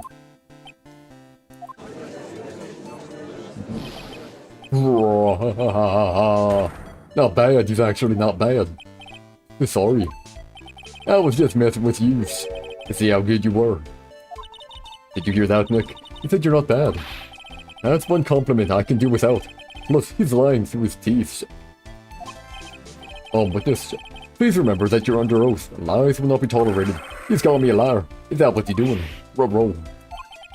So you're saying that your claim to have never seen that kid before is the truth? I said I'm dead serious. You better believe that's the truth. Sure. Then I'd say that gives me time to enjoy another cup of pure black magic. I don't know how he drinks that. That'd be bad. That is why you testify for the court again, Mr. Tiger. Oh yes, would you mind indulging the court witness? Never actually met the victim. That's got to be a lie right there. It's time I nailed this guy. The victim, Glen Elg. I ain't no liar, I never met Glen Elg. There was some lame guy with that name, though. Wanted to borrow cash from me. I set up a meeting with the guy at my office, Tender Lender. I waited around for him, but he ain't ever showed. I ain't never even been to that Tribune joint. He's here. Oh. Got him. I see. That all seems perfectly logical. Imagine that kid met up with an actual tiger instead of that guy called Tiger. Yeah, well. I guess in that case he'd also be pretty darn dead, hey? Holy cat. He's dead either way. I see. That all seems perfectly logical. You had arranged to meet with the victim, but he didn't show up. I've heard it's pretty hard to keep appointments when you're dead. Very well. You may begin your cross-examination, Mr. Wright. Yes, Your Honor. Didn't I tell you I got a big deal going down today? I ain't gonna make my bus now. I'm gonna have to take the express train. That bill's going straight to you, rat. Okay, heck. Yep. Going straight to you, rat. Yep. Sorry. You have been proven wrong, my good sir. Right, bye. Here. Mr. Tiger, is there something you'd like to tell the court about these matches? Matches? What are you talking about? We found them in your office at Tinderlander. They're from that restaurant. What? If you've really never been to Trebian before, what was the book of the restaurant's matches doing on your desk? You've been stupid around in my stuff now too, wise guy. What are you, a ball and chain? Ain't no broad controlling me. Order, order. Well, witness, I think it's time you started telling us the truth, don't you? There he goes. Sorry, I'm terribly sorry. Forgive me. I ain't no pussycat. I don't go back on what I said. But okay, I was at the joint that day. What? Well, listen good, alright. I might have been there, but I still never met that kid. Well, well. After lie. Looks like an order just came in for another testimony. And I'm this close to proving it was him. He didn't meet Glen Elk that day. And he did put poison in his coffee, he must have. At Trebian. I was supposed to meet with the... Oh man, heck. I was supposed to meet with the kid at the restaurant that afternoon. When I opened the door to the joint, I saw one ugly scene. The guy was laid out over the table, stiff as concrete. I figured if the place wasn't hot already, it was gonna be, so I split. I heard the cop sirens on my way out, and I went straight back to my office. Yep, sure, great. I see. You didn't actually meet with him in the end, then. Well, Mr. Wright, your cross-examination, please. Yes, Your Honor. Hold it. If I wait around here any longer, I ain't even gonna make the normal express. No more stupid questions. Yeah, no problem.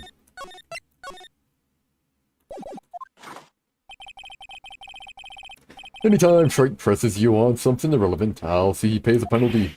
Mr. Godot, that's my job. Your job is to slam that little hammer of yours and call a guilty verdict. So do it. Yes, sir. This special express ain't cheap, right? Yes, you know since he's fine. Oh man. Doesn't the rule of law mean anything around here? That's Trebian. With the kid at... Supposed to meet with the kid here, huh? Table.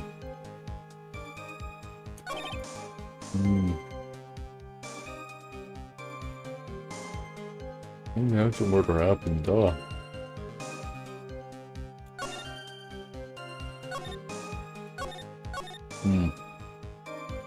Irrelevant there, Door to the joint. I saw one ugly scene, yep. To the concrete, fine.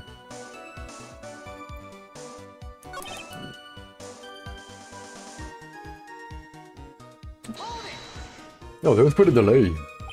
You went straight back. Did a bout of guilt suddenly hit you for what you did? What are you trying to say? You trying to tell me you ain't never been guilty of nothing? We all have our crosses to bear. We all have to swallow the dark secrets we hide. Like this. Like this. The courtroom's not exactly the place to talk about dark secrets, is it? It seems you've done it again, Mr. Wright. I think it was viable.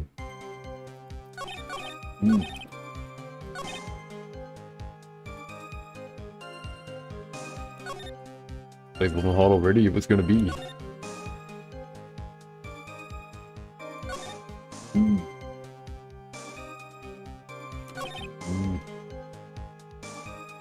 Wait, stiff as concrete, I don't think it'd be that stiff. You mean you saw Glen Oak's dead body? Yeah, I guess I did, but I only saw him from behind. Need help on this, Nope, don't worry, random, I'll get it. He was wearing some ragged bit of cloth he called a hat.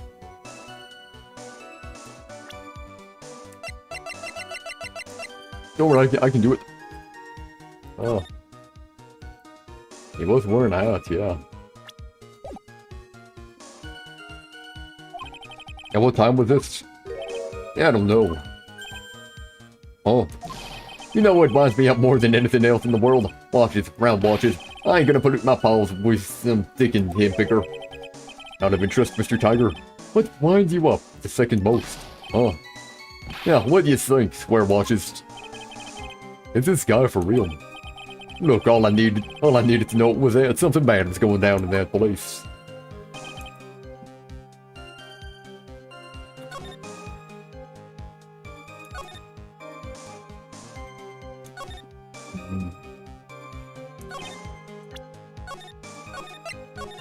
Kind of a contradiction, though.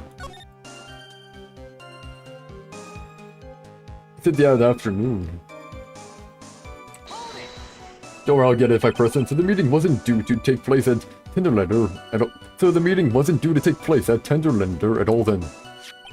The kid was making a fuss about coming into the office. It's always that way when I want to talk about my repayments. Even though I got the best punching bag you've ever seen, if there are any issues, maybe it's because of the punching bag that people are scared to come. So that's why you decided to meet at Tribune. Yeah, you're going over old ground against Wright. I'm sorry. You just earned yourself a penalty. Now stick it down. You will stick down the penalty, Mr. Wright, and you will like it.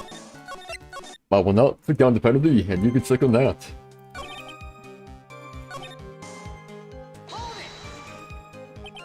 So you didn't actually set foot inside the restaurant then. The tiger is a busy cat. The tiger's a busy cat. I don't hang around for no one. I ain't got time to be caught up in no murder investigation. Wait, you've never stepped foot inside, how would he know he's dead? So, when exactly did you pick up the matches? There are matches just inside the front door. Our detective friend wound up in trouble with the chef after taking 5 books home. Poor Gumshoe. It's almost enough to make a man cry. Wait, what? It's your contradictory here. You mean you saw Glenn Oak's dead body? Yes, I did. I only saw him from behind, yeah. What? Man.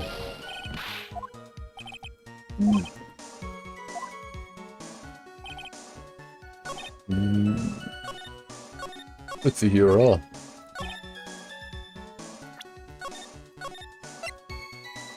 Don't worry, I'll get it.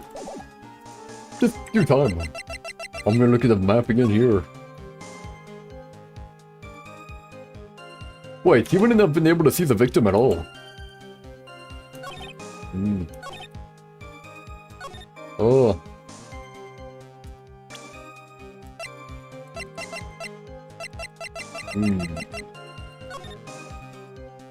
He would have came right here, right? I guess he would have been right here. Yeah, I don't know if I could have saw him. That's one option.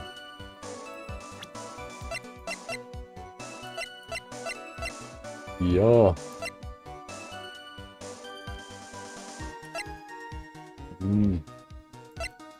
He said he never stepped foot in, but yeah.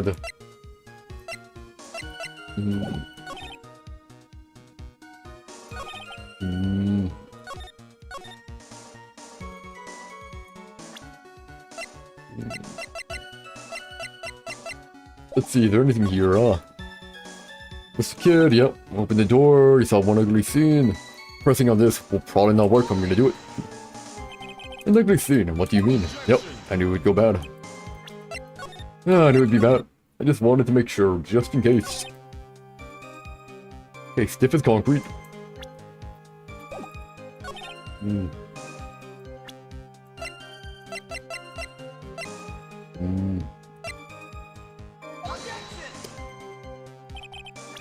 I mean, he said he never stepped foot in, so I wanted to try it.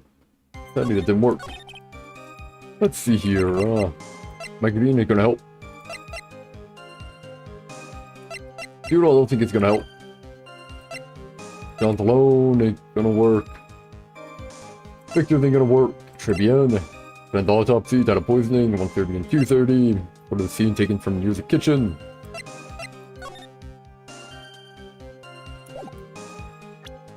I don't think you would have saw him.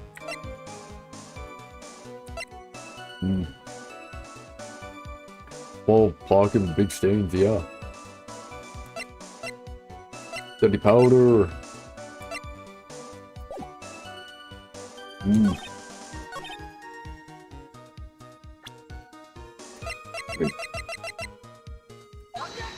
Nope. Don't worry, we'll get it. It might take a bit. Might take a bit, but hey, we're gonna get it. Save here just because it's quicker. Yeah, it's one of these two here. Definitely not this here. Actually, I mean... Yeah, he could have been dead and I hear the sirens. So definitely possible there.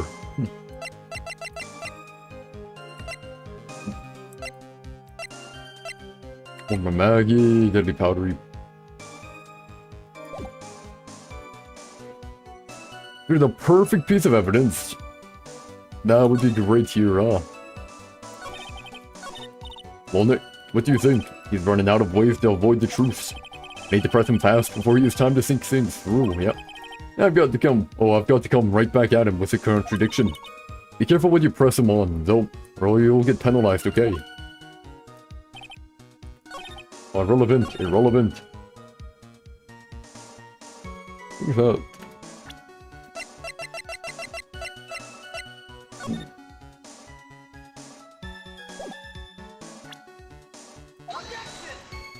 Shouldn't be able to see the body. That's a problem, he shouldn't be able to see the body. Yeah, I should do a double save just in case I accidentally mess up. Okay, when are gonna be all ready?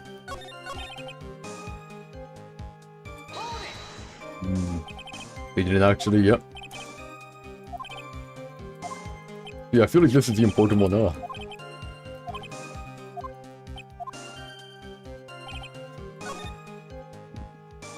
This one is the important one here, ah.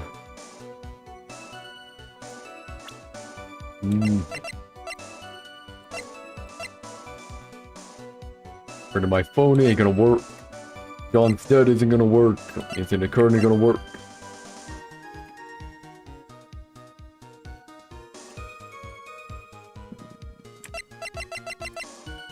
Does it have any time? Nope. Maggie is gonna work there.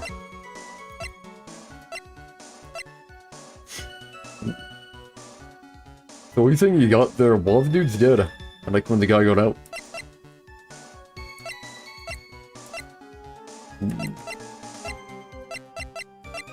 Jump from my bench, no. John's dead isn't gonna help. Blueprints of the crime scene. Why? Should work. Should work, man. It should. Maybe I haven't covered all my bases yet. Think outside the box. Shit. Get to the restaurant that afternoon. That's fine. Open the door to the joint. He saw an ugly scene. That's fine. Guy was...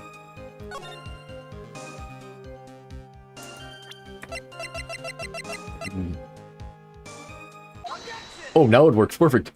That's the wrong one. Right stung, but the wrong one. You're something of a lone collector pro, aren't you, Mr. Tiger? No one escapes the tiger's clutches. Well, I'm something of a lie detecting pro.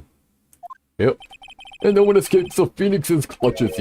I think it's time we got something straight. What's this straight? A new line of irrelevant questioning. I was right. Right evidence, just...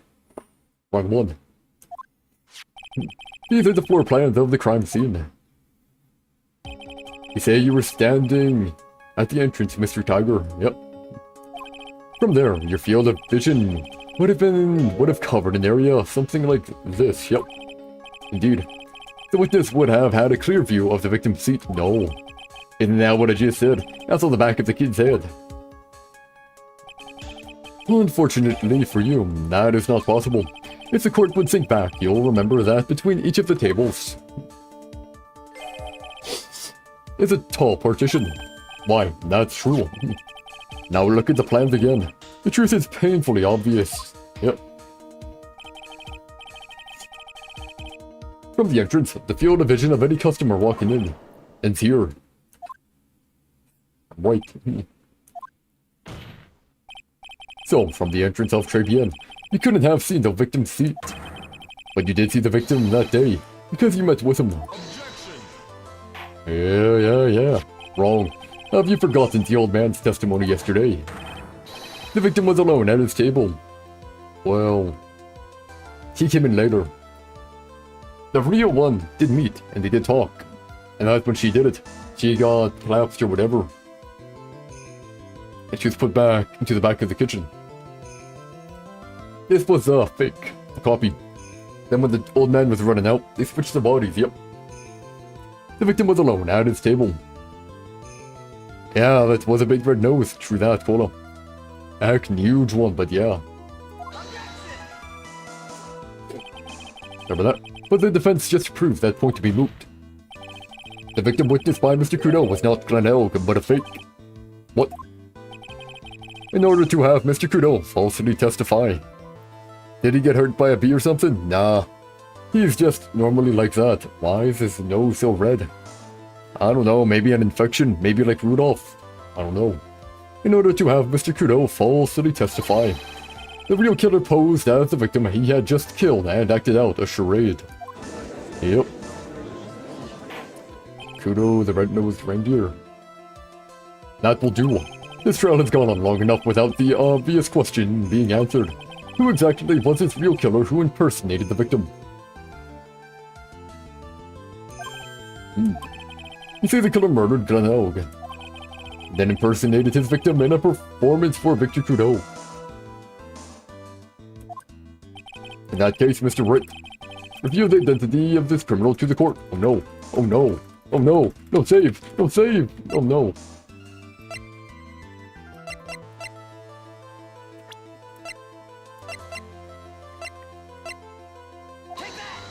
Fine. Obviously. The killer is Furio Tiger. No one else could have done it. Safe. Safe. What? Well, witness. Rah-ha-ha. Now that's cute. You think you can pin this on the tiger? Maybe you don't understand. The tiger is king of the jungle. So I dare you to say it again. Come on.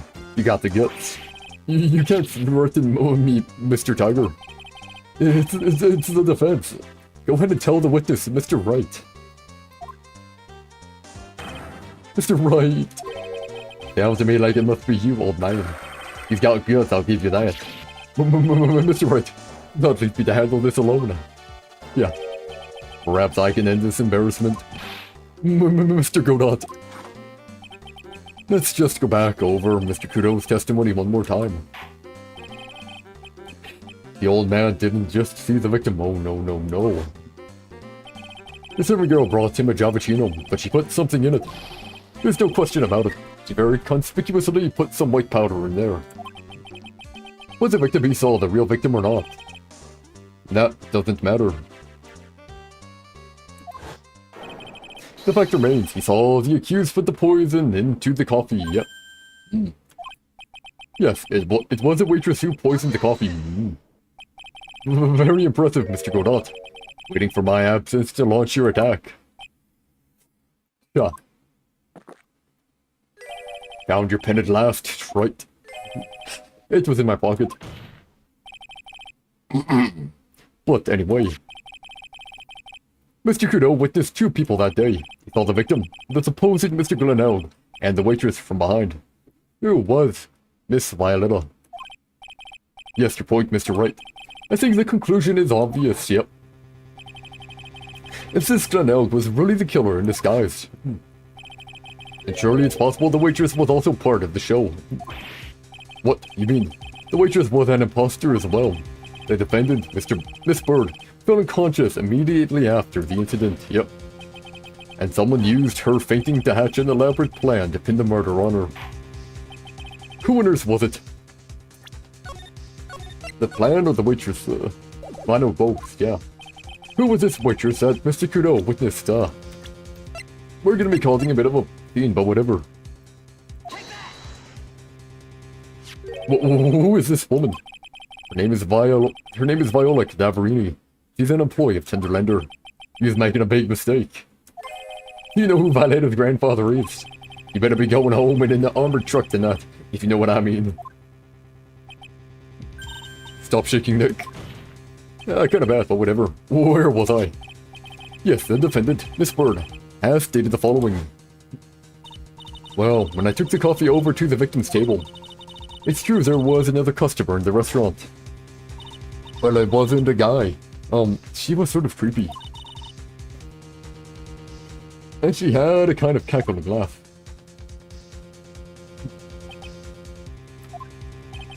There are just too many contradictions in this case, yep. The second man at the victim's table, who nobody but Miss Bird seems to have seen. The earpiece worn by the victim in his left ear when that eardrum was ruptured. And the radio show he was supposedly listening to half an hour after it was over. There is only one logical explanation that clears up all of these contradictions. The whole incident took place twice, once for real, and once for show. And Mr. Fio Tiger, the only person who could have committed the crime, is you.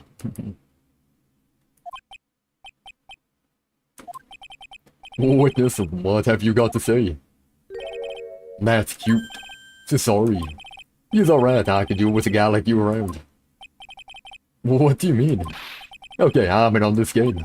I'm gonna have to charter a jet to get to my meeting now, but I've gotta give you one more thing to think about before I go. Something to think about? He's got it all wrapped up nice, right? But you've missed out on one real important thing. But that can't be. I was in the drop that day, and I met that kid too. Ooh. But I couldn't have poisoned him, you hear? What? Do you really expect us to believe you now, Mr. Tiger? Yeah. What a troublemaker. You're a troublemaker. Looks like we're going to need another one for the road.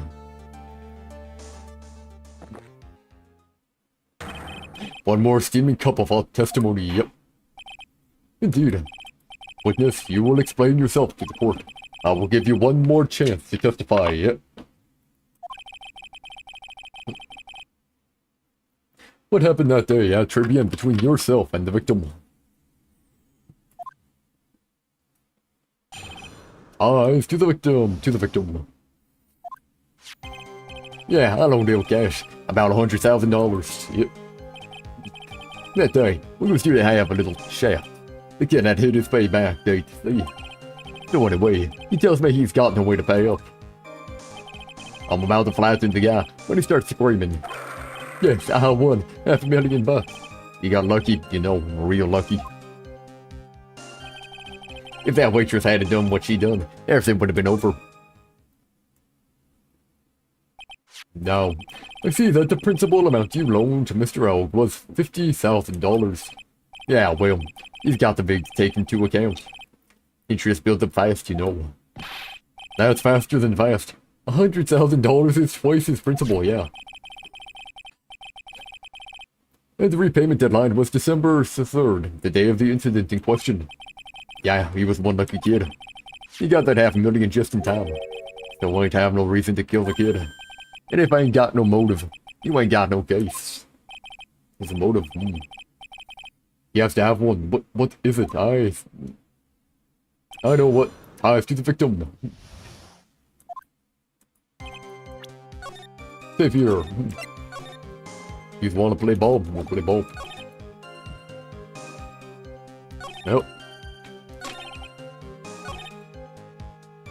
You got lucky, no, real lucky. So the Tiger was meeting Glen Oak to get his money back. If Mr. Oak had just given him the lottery ticket, that would have been the end of it. Yeah, so what's the Tiger's motive? This is a big one. If I don't manage to undermine this testimony, it's all over for us. Why would he have to poison Mr. Oak? He wanted the CD, yeah. And why did he loan him the money in the first place, when he knew he couldn't repay him? Oh.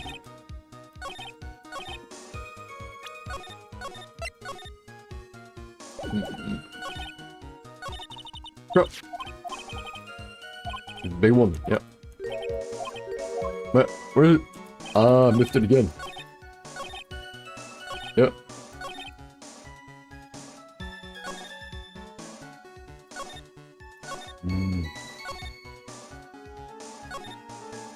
That was about $100,000. Yep.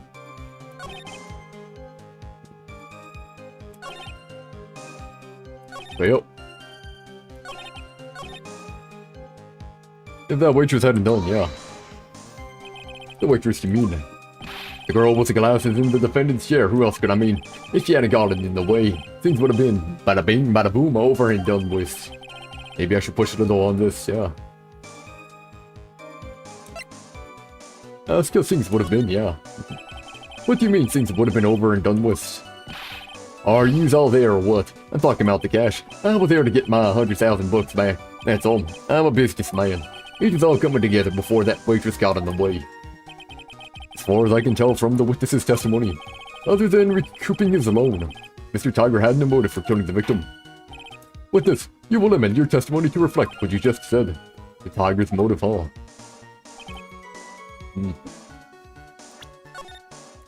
We're gonna object to that.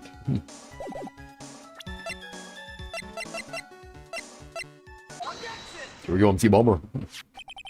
So you just intended to get back the $100,000 Mr. Oak owed you, correct? I love the cash, so that's my right. Unfortunate for Mr. Oak. I don't believe the $100,000 is what you were really after. Yep. What are you getting at, Wright? What else would a moneylender be after other than money? Oh, the moneylender was after money. But money in a totally different league. The kind of money that a single disc like this would fetch. What is that? A computer virus, Your Honor. A virus called MC Bomber. A computer virus? What does one of those do? A computer virus is a program that wreaks havoc on the inside of a computer. A computer. What does one of those do? I guess the beard isn't the only part of his honor that is from the Stone Age, yep.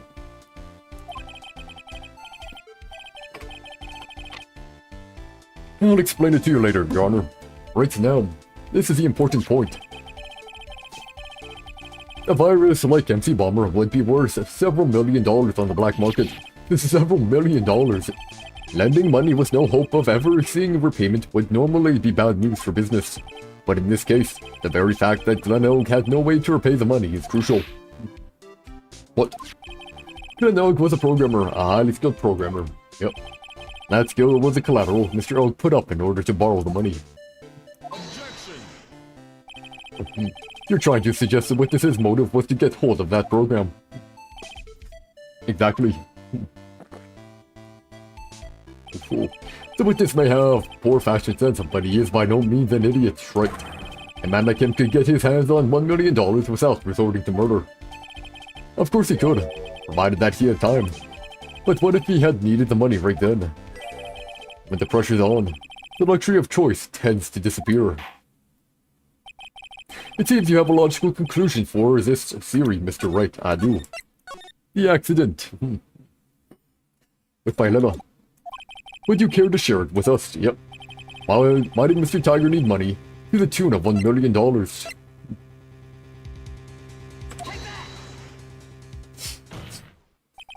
In December of last year, you found yourself in need of a huge amount of money. About 6 months ago, you were involved in a traffic accident, weren't you? An accident involving a car and a scooter, in which a young woman was injured. She was taken to the hospital, where she underwent surgery, yep. How much of this do you know? These medical papers document the treatment of the young woman in question. According to these, her operation cost $1 million, and yet, when the payment was due last month, you somehow managed to pay it in full. $1 million, a preposterous sum. Someone should sue these HMOs. No one would pay a bill like that. If the medical association got wind of it, the hospital would end up as dead as a morgue. But Mr. Tiger had no choice but to pay, because his very life depended on it. Yep. We're getting it done. Order, order, order, order. You say his life depended on it, Mr. Wright. Indeed it did. simply because the injured woman was none other than Viola Cadaverini.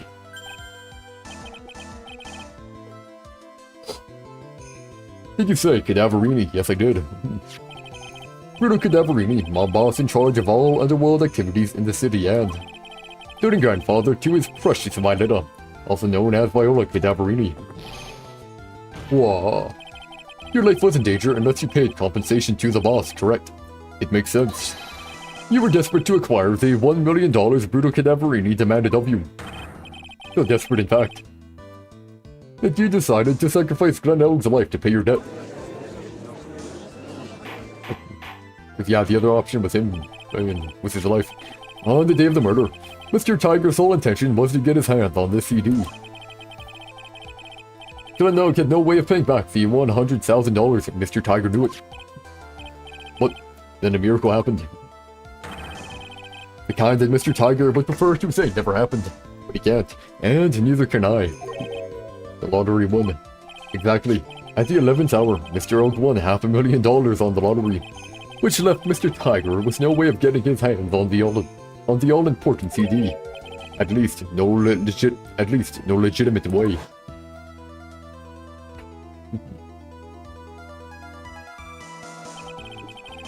So he resorted to illegitimate means. That's crazy. He murdered Glenelg, and then made his next move, to frame Maggie Bird for the crime. Mr. Tiger posed as Glenelg, while Viola Cadaverini played the role of Miss Bird. And then they reenacted the whole thing in order to establish a witness, yep. The witness being the one we all heard testify yesterday, Mr. Victor Trudeau. Like I said, Wright, that's crazy. No one could pull off a stunt like that. For starters, there's no way the chef could have been kept in the dark about it. Actually, he wasn't. But Mr. Armstrong was in on it from the very beginning. Have you forgotten already, Mr. Golat? Mr. Armstrong owed the witness money too, $500,000 in fact. He had no choice but to go along with Mr. Tiger's plan.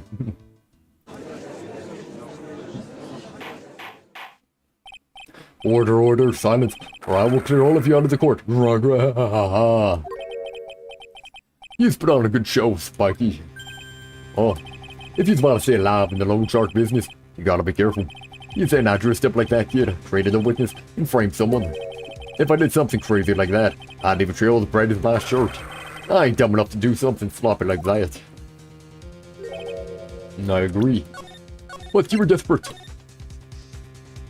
Desperation causes desperation causes irrational action. You do. Despite your appearance, you are very careful. That's why you took one more precaution, one more trick to make sure Mr. Bird had no way out. Miss Bird had no way out. What? Another one, Mr. Wright. Interesting. Why did you fill us all in, Mr. Wright? What was this trick you say Mr. Tiger performed to frame the accused? Oh. Planting the evidence. What do you mean, no? Screw you. Ah. That should have worked though. Find the lottery ticket to show motive, fine. I'll be the poison, because like, no poison, no, should get the poison, but whatever. Luckily for me! I agree, haha. I don't want the bad end, therefore I just alt F4 to prevent it from happening. Yep.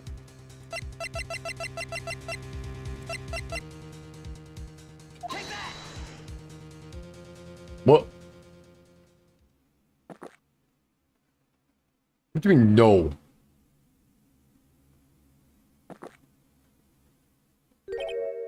And? What's the relevance of that? Right. Oh wait, it is right. Good. It's, just a little intro. An intro to what? It seems all this has been an elaborate trick on the part of the defense. What? No, wait. Planting the lottery, fine. Fine, the poison, fine. But was I right with the poison the first time?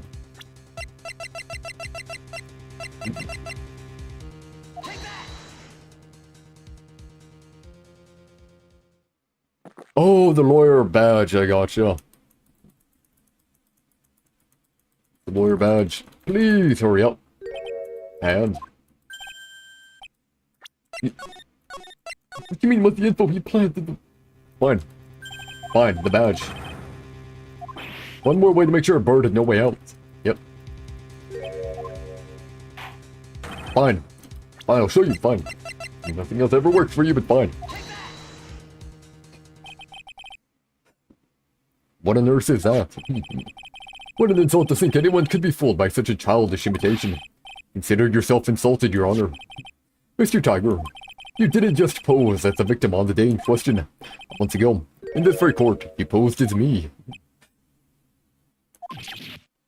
What? That's the truth, yep. But the witness looks nothing like you, Mr. Wright. Although, now that I think about it, it was you, wasn't it? Hey, there we go. No doubt it was you, standing in here, this very court a mere month ago. The feelings where you put up the most disreputable, shabby defense I had ever seen. Oh. Can you prove that, Gramps? Prove the attorney who represented the accused here a month ago was this man. Are you prepared to take the stand to testify that it was him?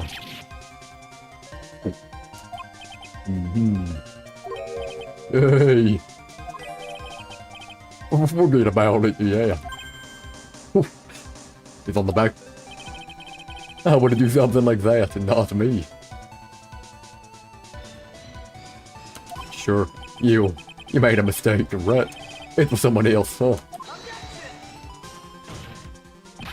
Have you no pride, sir?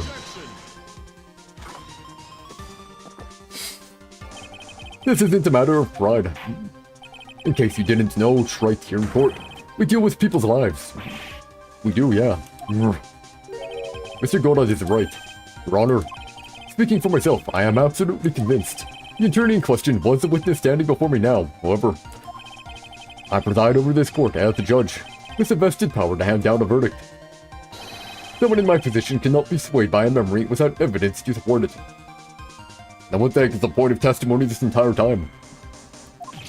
Go. If the defense has no further evidence, the court will now excuse the witness. The circumstances surrounding Mr. Tiger are dubious for sure, but not conclusive. But we've come so far. You say he impersonated Glenelg. You say he impersonated you. But none of that adds up to a murder charge. You don't have a shred of evidence that the witness poisoned the victim's coffee.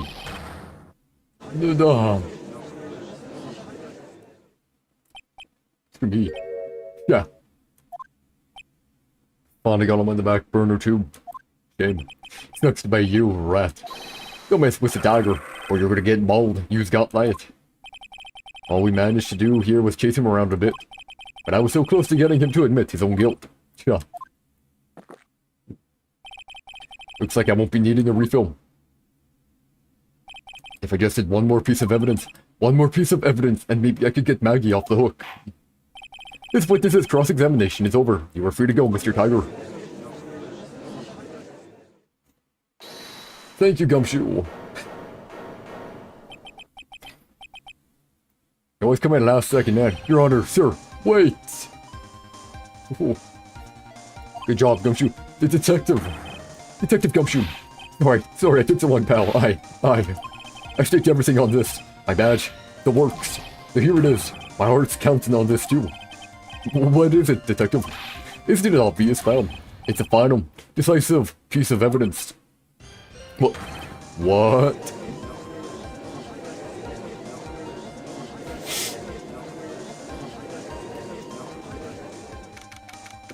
January 8th, 2:48 p.m. District Court, Defendant Lobby, number 1. Sorry it took so long, pal, but I finally got the result from the lab. The results. About the Prince of Pal. From this medicine bottle. Oh, so, Do you know who the prints belong to now? Do you think I'm some kind of hack detective? Of course I know. So, tell us. They're the tigers, right? I knew it. Yeah, you bet. Here's Crystal, all over the bottle. They're Furio Tiger's paw prints, alright. That's great. We've got him now, Nick. Not really. What's wrong with you? You've hardly said a word since Detective Gumshoe got here. He's laid everything on the line for this, Nick. Yeah, I know. Look, I'm sorry.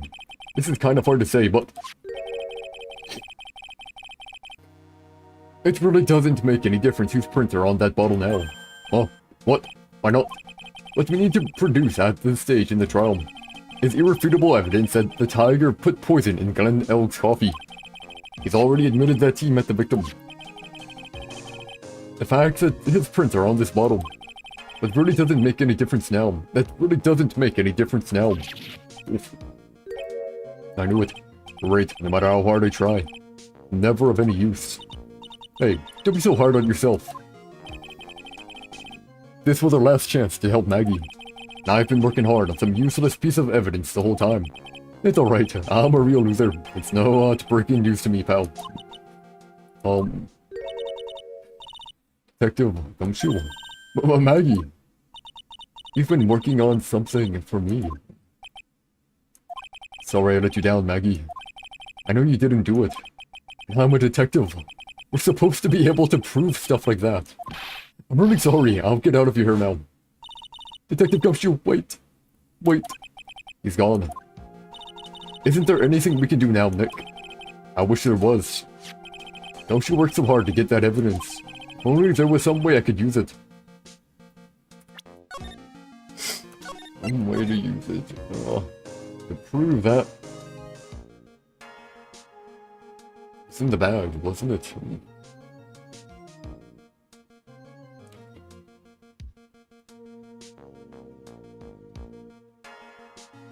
I mean, technically speaking, it was in the back. Which means, likely, Tiger helped carry the body of Glenelg. If there was only some way I could use it. Small bottle put into pocket. The victim's ear medicine, covered in Furio Tiger's fingerprints, yep. January 8, 3:04 p.m., District Court, courtroom number 4. Mr. Wright, yes, Your Honor. I granted you a recess. So you could prepare this decisive evidence you've discovered. Yes. Don't keep us all in suspense, Wright. Show us. Naturally, we can assume it's evidence that will actually stand up in court, can't we? Think, Phoenix. Don't let Gumshoe's hard work go to waste. How much more of my time are you gonna waste? I ain't been to no court before. But you, your lawyers, sure know how to blow things out of proportion. No doubt. Given the nature of the evidence, it will speak for itself. Nevertheless, you will talk us through it, Mr. Wright. Well, I know I can't prove anything new with this evidence, yes I can. I'm really backed into a corner here, but maybe if he thinks he's got me beat. He let his guard down a bit. Don't keep us waiting any longer, Mr. Wright. Present this final decisive piece of evidence to the court. This is the defense's final piece of evidence. Isn't that the victim's... Yep. Your Honor. Naturally, the court is already aware of the contents of this bottle. However, interesting new information has come to light. We have clearly identified some fingerprints on it. Fingerprints belonging to you, Mr. Tiger. What? Mr. Wright, what conclusion are you hoping to draw from this new information? Mr. White, Judge. Everyone in here knows what this bottle contains, but not where it was found. Except one man. One person in this courtroom should theoretically be in the dark. Our prints are on that pansy looking bottle. Is that what you signed? Well, what the hell's in it anyway? A phony trial, a phony lawyer, and phony clues. Everything about this case has been phony. Seems like the perfect excuse for some phony evidence. Mr. Tiger, this is a decisive piece of evidence that will prove your guilt. Why? Because it contains...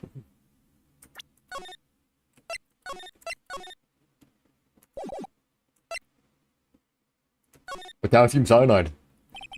This bottle contains potassium cyanide. Potassium cyanide. The poison used to murder Mr. Elk, Your Honor. The victim's killer used this very bottle. And on this bottle, Mr. Tiger, we found your fingerprints, yep. Well, how do you explain that?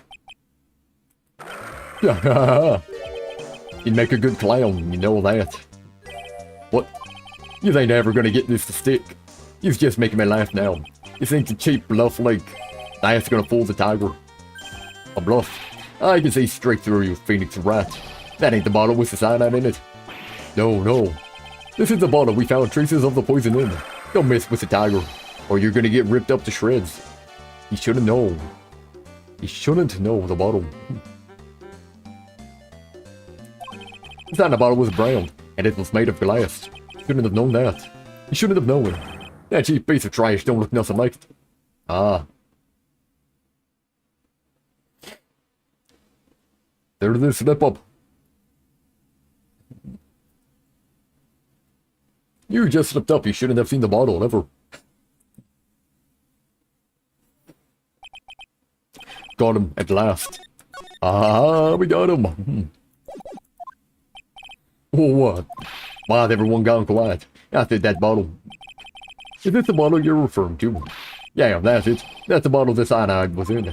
But you ain't gonna find my prints on that bottle. Go to that cozy looking suit, fool, you people. That lawyer's just playing games. Tell him, Mr. Prosecutor. Tell the guy where to go. You still haven't figured it out? Don't you realize what you just said?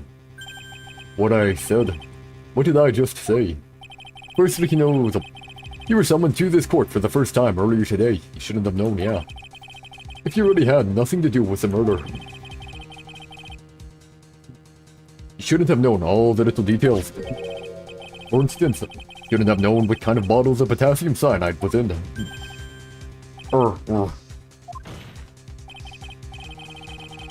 But just now, you slipped up in front of every single person in this courtroom.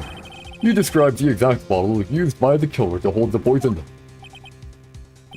Well, you don't know who used messing with. I'm the tiger. I control millions of dollars on the black market.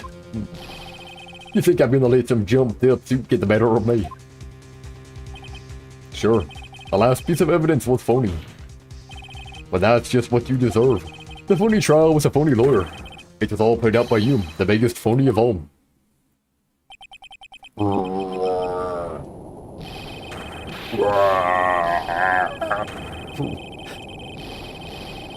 There we go.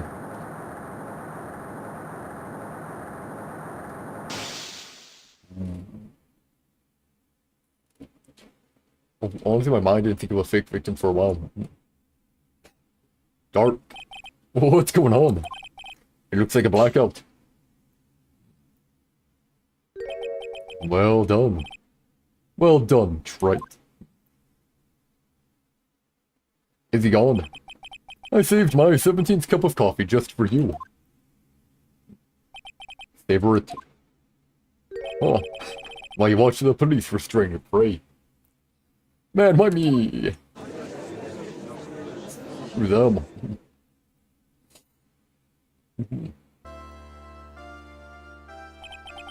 Mr. Wright caught a tiger by his toe, but if this one hollers, he won't be let go. Good. Nothing. How are things going with Mr. Tiger, Mr. Godot? He is being arrested on suspicion of the murder of Glenelg, Your Honor. Fortunately for us, we managed to rectify a very grave error. Miss Bird was found guilty in the absence of a genuine defense attorney. Yes, she was. And in the absence of genuine evidence. But the tiger made one mistake, indeed.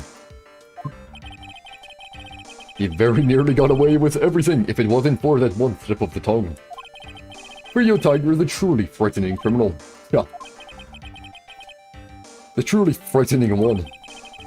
Is that defense attorney over there? Or not? You have some respect for me now, maybe.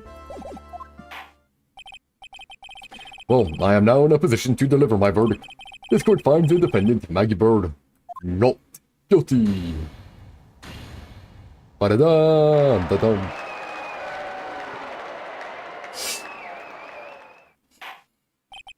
You did it all right, and that is all. This court is adjourned.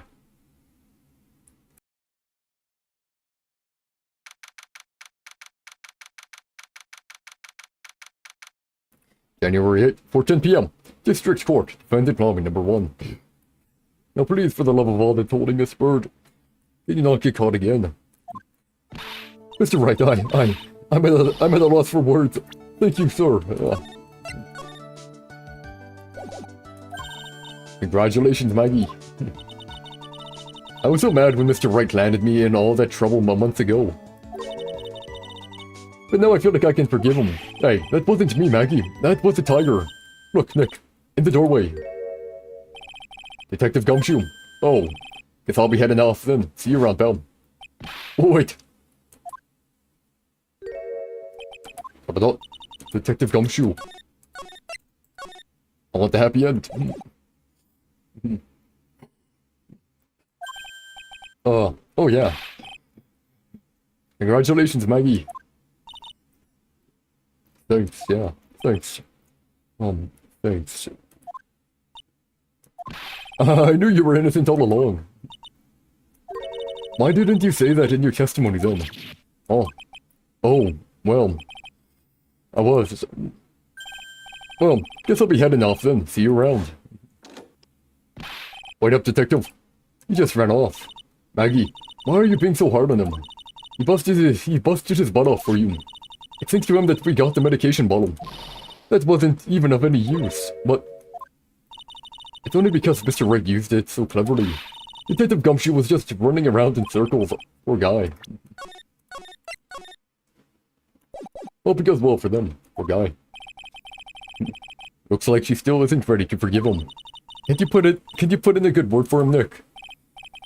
Yeah, Maya is right. I should help Gumshoe out. It's clear he needs it. Maggie. You know, Detective Gumshoe's been really worried about you through all of this. I wanted to believe that, sir. But on that first day of the trial, he practically gave the judge a free pass to lock me up. He didn't have any choice, Maggie. He's a detective.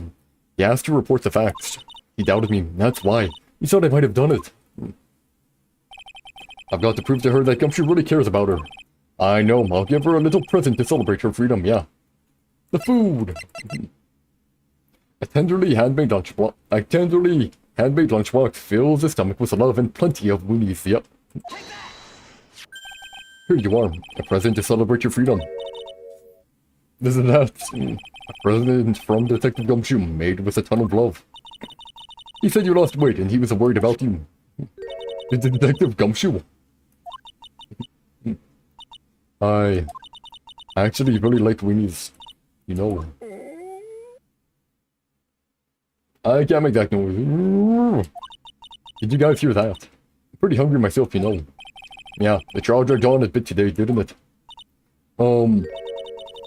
Is it okay if I eat this now? Yep. Hear the joy, eh? So, how is it, Maggie? It's really good. Yep. Well, all's well that ends well. So the case of the funny versus genuine comes to an end. The false allegations surrounding Maggie have all been cleared up. And who knows, maybe a whole new chapter of her life is about to start. Yep.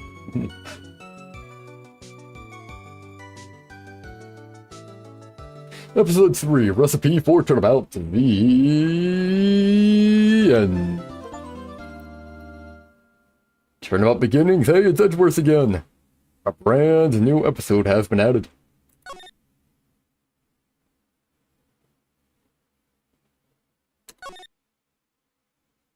Well guys, we're gonna call it today. Hope you enjoyed, and I will see you all later. Peace out, and have a good one. Goodbye, and goodbye.